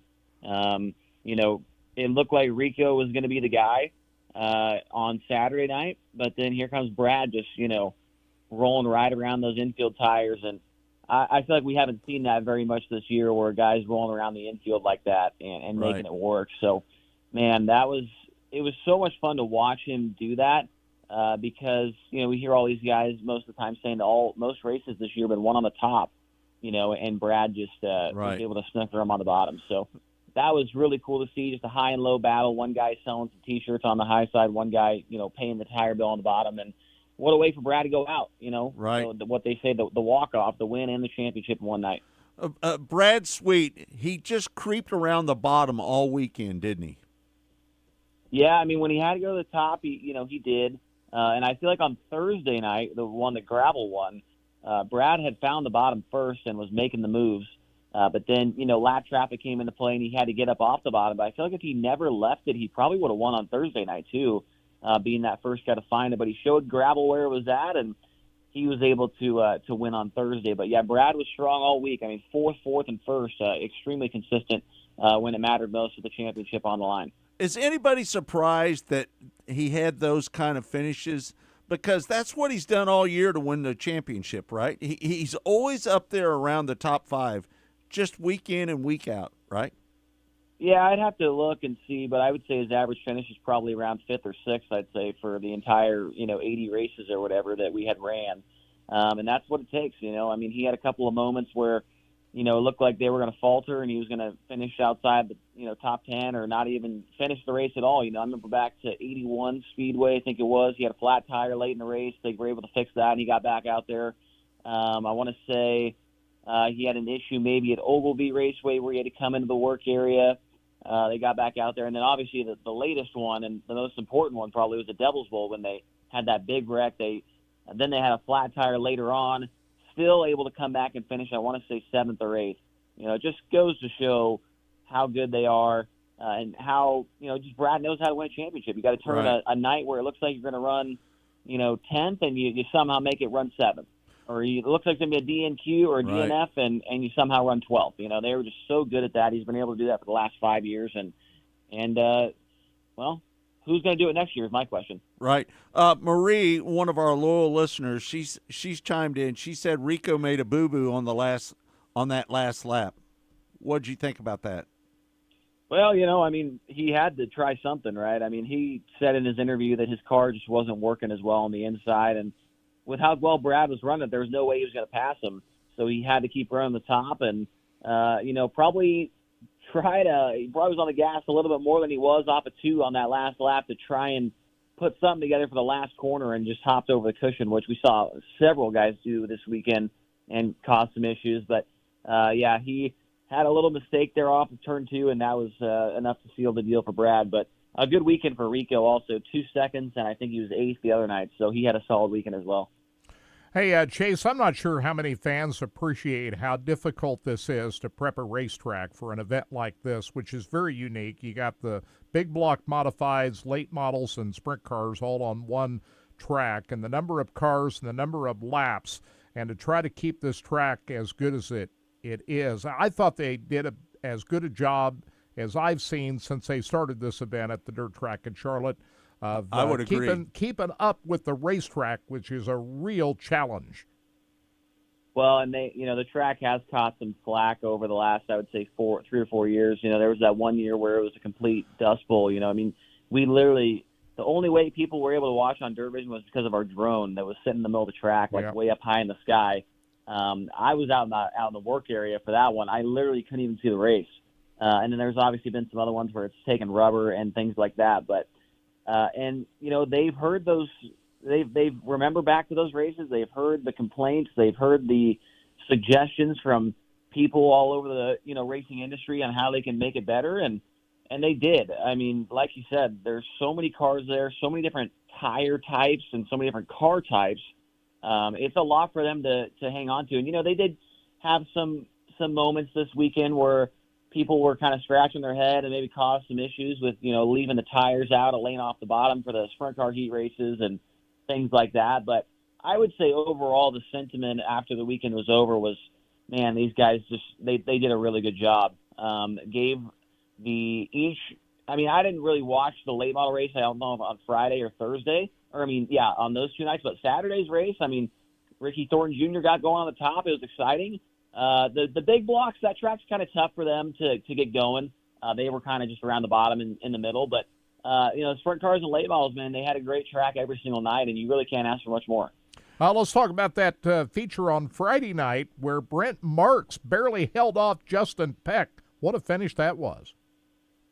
Yeah, it was a really good race as well. And I thought, Friday's race with Marks and Peck, I didn't think that could be topped. But, I think the one between Brad and Rico was equally as good, maybe better. But, yeah, this race with Marks and Peck was really awesome. That night the Outlaw drivers were completely shut out of the dash. All 8 drivers in the dash, none of them were with the Outlaws. So that was something I asked our PR guy, Alex Needon, if that had happened all year, and he said no. And I couldn't find anybody that even found the last time that it happened, So just goes to show the depth of the field that was there at Charlotte, 53 cars showed up, and a lot of them were super, super fast. So, yeah, it would have been awesome to see Justin Peck get that first win with the Outlaws, especially after that tough year that he's had with a couple big wrecks and only getting 2 wins all year. But he was close. I think that team next year, I think he's going to get one next year for sure. He's finally going to knock one off. But, right. And then at the end, I don't know if you guys listened to the interview, but he had no idea the race was even over. He going into turn 1 after the checkered, he slid by Brent, and he thought the race was still going. And then come to find out, the race was over a lap before that. And he finished second. So tough for him to see the flag stand, I guess. But, man, great race between those two. Really wish Peck could have pulled it off and finished his year off on a high note. David Gravel, he wins the Last Chance Showdown, and he ends up running 7th. Could he have been the fastest car on the racetrack, you think?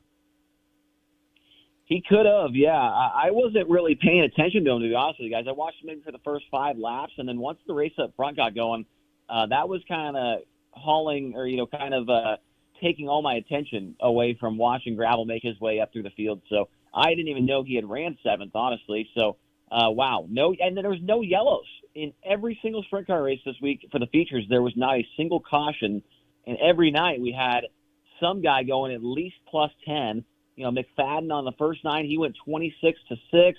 Donnie went 23rd to 10th one night, and then obviously David went 23rd to 7th. So that right there just goes to show you how good the racetrack was every night. If you can pass more than 10 cars on track, they've got something going on the right way.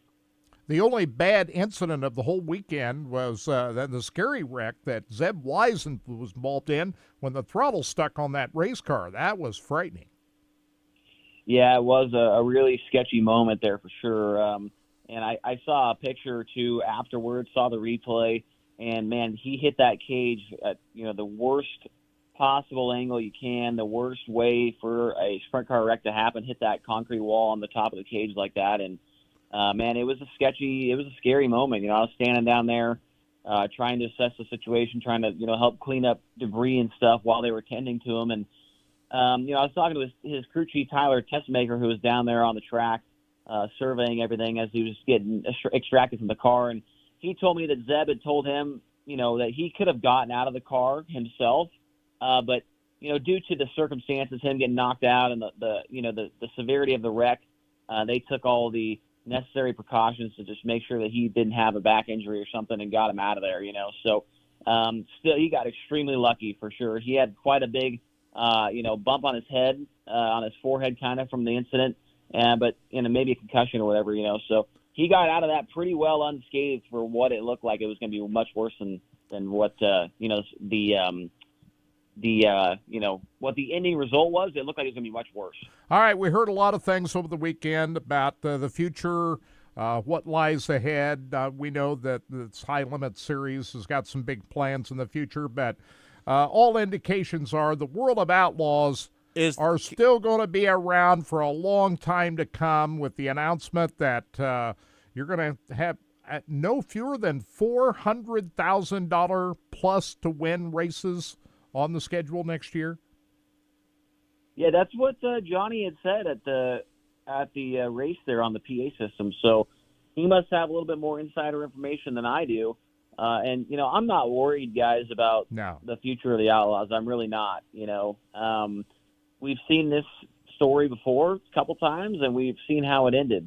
So I'm not saying that it's going to end the same way or it's going to last the same amount of time, but and here's what I'll say about the situation is, the World of Outlaws is the biggest name, the biggest brand, no doubt, in dirt track racing, right? I mean, my prime example for this type of thing is like if you go to Volusia for Dirt Car Nationals, and I noticed that this year was, the first 2 nights of Dirt Car Nationals are the sanction, but it's all of the same drivers that are going to be there for the World Outlaws portion, right? And there's like maybe 1,000 people in the grandstands.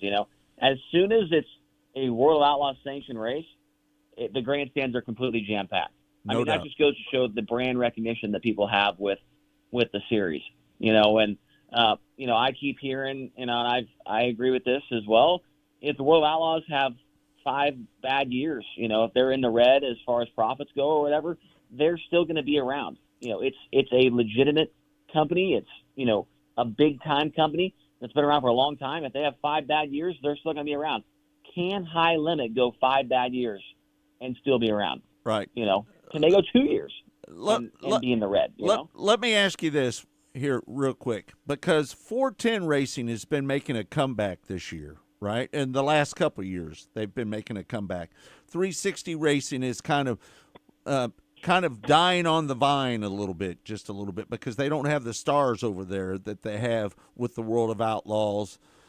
But in my eyes, is there any chance that this could fracture 410 Racing a little bit with the High Limit Series and with the World of Outlaws? Do you think there's any chance that this could fracture a little bit of the 410 Racing? I think it certainly will. I think the biggest talking point that people are kind of discussing is mostly in Ohio. That's where I'm at right now. But like the 410 sprint car racing scene in Ohio, obviously the All-Stars are a huge part of Ohio racing. Obviously Ohio Sprint Speed Week, they race there. They race in the state a bunch, and they kind of keep everybody. They all take, Attica and Fremont and Wayne County and all these tracks. They take off their weekly points racing when the All-Stars come to town, and it's a big deal for everybody to show up to those races, right? But and people on Facebook seem to think that it's not going to change. They think it's still going to be more of a regional series. That's kind of what the All-Stars were. They weren't a national tour series. They didn't go to California, all this stuff. They went to Ohio, PA, New York, a little bit of Missouri, a little bit maybe Illinois as well, maybe a little bit of Wisconsin. And I feel like people are still under the impression that that's what it's going to be. That's not going to be what the All-Stars are anymore. And a guy like Cy Lynch is a prime example. He was set to do a full year of All-Stars in 2024, but now Cy Lynch is not going to be able to go to California and Washington State and all these other things that are kind of being rumored, right? He's not a guy that can afford to do all that stuff, right? So it's definitely going to change the landscape a lot of sprint car racing. The All-Stars had their place in racing on that totem pole, right? Obviously, that's kind of the feeder series into the World of Outlaws, but they had that spot to where it was like a great place for a guy like a Cy Lynch, like a Chris Windom or a Connor Morell or a guy like that can experience a pretty hefty schedule of races, but not have to travel nearly as much to get that experience in and race against tough competition, right? And now that's not going to be a thing anymore. Well, who is going to take that position of a regional series that, goes to a lot of tracks, right, but not, a super long distance away across the country? I mean, I don't really know. We see all these series coming out with the Maverick deal, and there was another one. I can't remember the name of it off the top of my head right now, but there was another one that's kind of coming out. It sounds like in Ohio. So I don't know. I don't know. I hear a lot of people saying it's a bad deal. Some guys saying it's good. Some are indifferent, but for the most part, it sounds like people aren't exactly too happy with the All-Stars, quote unquote, going to a national deal. It's just going to really affect a lot of stuff out here. Well, the way I think about it is that the All-Stars does not fill that void that they've filled for all these many years. And as many 410 sprint car teams there are in the state of Ohio and in Pennsylvania, somebody else will step in to fill that void. You know what I believe? I believe that more drivers are going to defect to the World of Outlaws than they are the High Limit Series. That's what my theory is, that more drivers are going to go to the World of Outlaws because they can, and versus going to the High Limit Series, because I'm telling you, I just don't have a good feeling about it. Yeah, and that last sentence you just said is what a lot of people are saying. They don't have a good feeling about it. You know, I don't know all the details behind the scenes. You know, I hear something, maybe the schedule for those guys might be released on Tuesday, so tomorrow. I don't know if that's 100% true, but that's just kind of the rumors rolling through the pit area this last weekend. Yeah, I mean, here's the thing: is if somebody leaves the Outlaws, obviously Brad's leaving, we know that. But if, like, let's just say like a Spencer Bayston leaves or a Brock Zierfoss leaves and goes to High Limit, I can imagine that we'll get guys to fill those positions. I mean, that's a good team. Like, a prime example would be Justin Tech, right? He sees those three guys leave. He says, well, hey, there's 3 positions every single night that I can have, and there's 3 spots in the point standings right there that I can, you know, be ahead of or whatever, you know. And then there's going to be 2 other guys that want to fill those other 2 spots because they're thinking the same exact thing. I think next year the Outlaws are still going to have, you know, somewhere between 12 and 15 full-time drivers. And they're going to be the best in the country. No matter what, you're going to lose a couple maybe here and there. I don't know the benefit side of things for the High Limit or whatever. But I did hear some rumblings, you know, this week about the owners meeting with the Outlaws, where the numbers are getting bumped up significantly. So when that all comes out, you know, it's going to be game on, man. It's going to be a war this offseason for who's going where, what's going on. And I also say this, you know, and this is just rumor, right? But I heard that 5th place in points with the High Limit is $80,000 in championship points, right?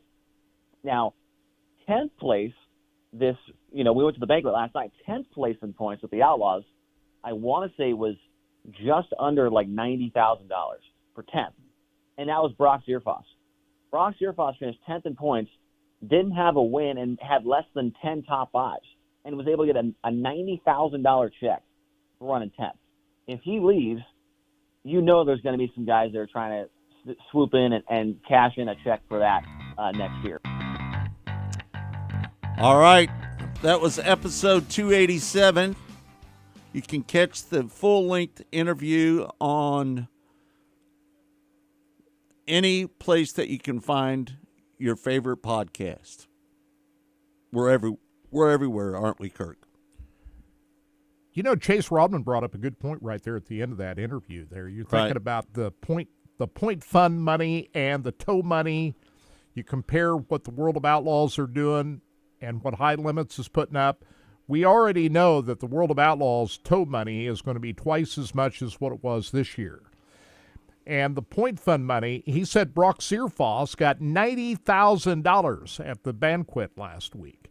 You know, if he decides to go do something else, somebody else is going to take that spot. They're not going to have any shortage of drivers wanting to take all of those platinum memberships. They're going to increase the amount of money they're going to give away this year, aren't they? Yeah, well, they did last year. And tow money, they're upping the tow money. Is doubling. Right. So that's a pretty healthy amount of money. $90,000 for Brock Zierfoss last year. And so I don't think the High Limit Series is in a position to be able to pay out the total package to these drivers that will travel the whole series, even though it's 50-some races instead of 90-some races, that it's still going to compare to the World of Outlaws. Now, here's another thing. The World of Outlaws is still the brand that you can't dismiss. They are the big, when you hear the name World of Outlaws and you see the logo and everything, you know that's the top of the sport. I don't think High Limit is going to take that away. I don't either. I really don't. I think the World of Outlaws is still going to have the upper hand in terms of the public view of sprint car racing. That's still going to be the grade A, high-level form of 410 sprint car racing in America, the World of Outlaws. That's not going to change. Maybe say it a little bit better than that, Kirk. They're going to be all the stars are going to run with the World of Outlaws. Would you agree with that? With the exception of Brad Sweet, right. Yeah. I don't see and any Casey Kane, right? I'll be honest with you. I don't see any of these other drivers leaving the World of Outlaws to go run the high limits. No doubt about it. I don't see it. All right. Hey, I want to give a big shout-out to Veterans Day, to all the great veterans that are out there that have served our country. We can't thank you enough for protecting us. And I know there's a lot going on in the world right now, Kirk. Yeah. Right? And, there's these guys that sacrificed for our way of life. And you got to go back 100 years. The two world wars and all the wars that we fought in to preserve our way of life. We owe a debt of gratitude to all of those men and women that gave their life and the sacrifices they put up to make it so that we can enjoy the life that we have. We can't take that for granted, folks. I've got my flag flying right outside. Did you see it this morning, Kurt? I did. I missed it. You missed it. I'll look at it when I leave. I've got it hanging out there right now. Good for you. Yeah, no doubt. So God bless America. That's all I can say. Doubt. And don't take for granted what we have, folks. It can all go away in a heartbeat if we don't protect it. Right. Thank God for all the veterans that are out there. Absolutely. Right now. And, one thing that I've done, I'm not sure if I can get down there today, the World War I Museum down in Kansas City. If you've not been to that museum, you've got to go. That is a top-of-the-line museum that commemorates all the sacrifices. My grandpa served in World War I. And all of what they went through. That museum covers it all down by the Liberty Memorial south of downtown Kansas City. Just so you know, Vernon Pittman, who was like a father to me, to be honest with you, he was a machine gunner in World War II. So, yeah. Hey, one race we haven't talked about, Scott. Right. Last night, Tri-State Speedway, Pecola, Oklahoma. They had the POWRi 410 sprint cars last night on a lightning-fast racetrack. I think it rained quite a bit the night before, so it was miraculous they were able to get that track in shape last night. Sam Hafertepe Jr. comes up with the victory last night. What'd you think of that? Yeah, there was some pretty good cars down there as well. Noah Gass was there, Aaron Reitzel was there, Corey Eliason was there, Blake Hahn was there as well. They had a bunch of good cars down there. Blake, what did he end up, fifth last night? He ended up running fifth. Yeah. Corey Eliason had the lead in that race. He's driving. Here's the thing that maybe you can explain to me. We've got Aaron Reitzel has a teammate now, Corey Eliason, right? Are they? I'm not sure of that. Teammates? I'm not going to make any quote on that, Kirk, because you said that, and I'm not sure if that's true or not. Well, they're each driving the number 8 race car down there. Reitzel finished third behind Corey Eliason and winner Sam Hafertepe. So had two number 8 cars. Did they look identical? They were identical cars. So Eliason finished second. He was at the World Finals last weekend. Not Aaron Reitzel in that car. And Aaron Reitzel was there in the 8X car. And he came from 11th to 3rd. He was probably the biggest mover in the race last night as he started 11th and ended up 3rd. So, but it was hard to maneuver through the field. Reitzel did as well as anybody last night because of how fast that racetrack was. It was hard. And what was there, like one early yellow flag, and that was it? Yeah. And so it ran to checker in pretty short order. And they're going to do it again tonight, Tri-State Speedway. I'm thinking the track will not be as fast as it was last night. I don't know that, but I'm thinking it might be slicked off a little bit more tonight. maybe a little bit more. They're going to be at Tulsa Speedway on Sunday night for the POWRi 410 sprint cars. And, of course, we talked about that $25,000 to win at Baps Motor Speedway tonight. You got the subscription for that on SprintCarUnlimited.tv. Yep. And you can watch the POWRi races on start to finish video. And so those two events tonight. What do we got? Drag racing at Pomona this weekend. The championships will be settled for the NHRA. Matt Hagan, driving Tony Stewart's funny car, was the top qualifier last night in Friday night qualifying at Pomona.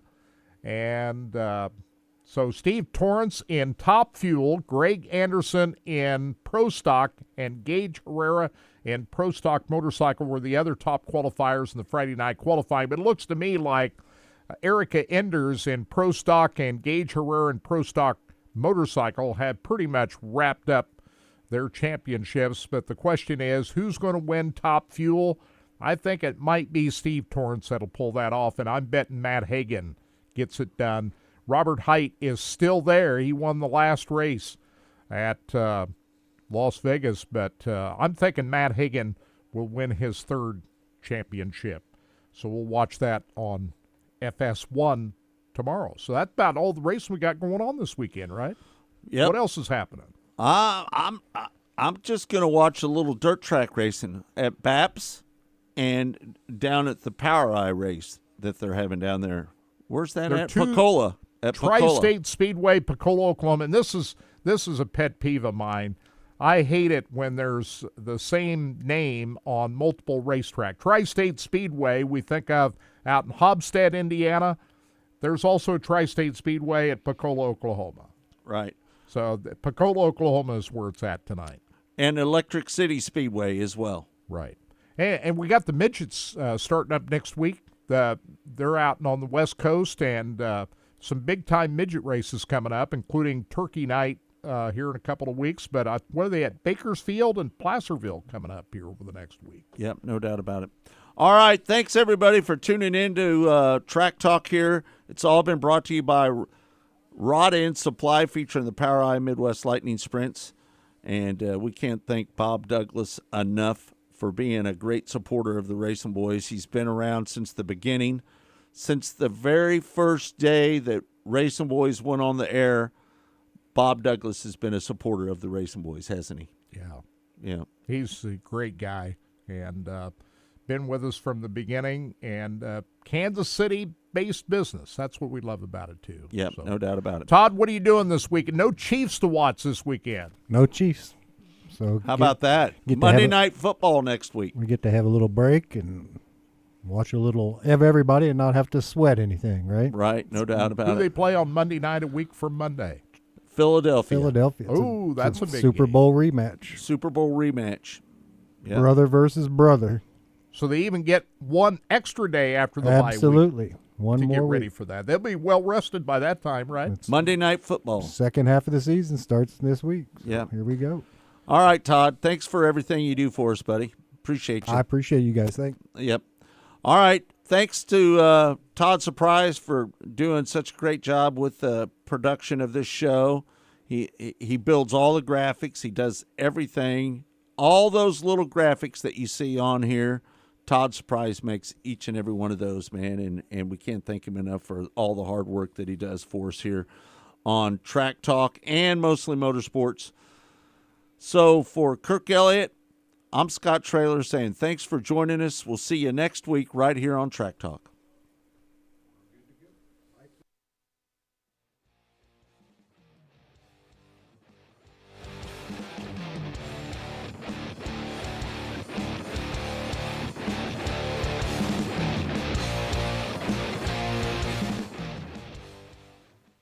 Go harder, faster, stronger with Rod End Supply. Whether you are running industrial, farming equipment, or a race car, Rod End Supply has the assortment of rod ends, radius rods, and specialty products that will help you lead the field in performance. Our superior design means our rod ends last longer and perform better, giving you the edge on the track and saving you money. Contact Rod End Supply or order online today at rodendsupply.com. We don't just sell them, we race them.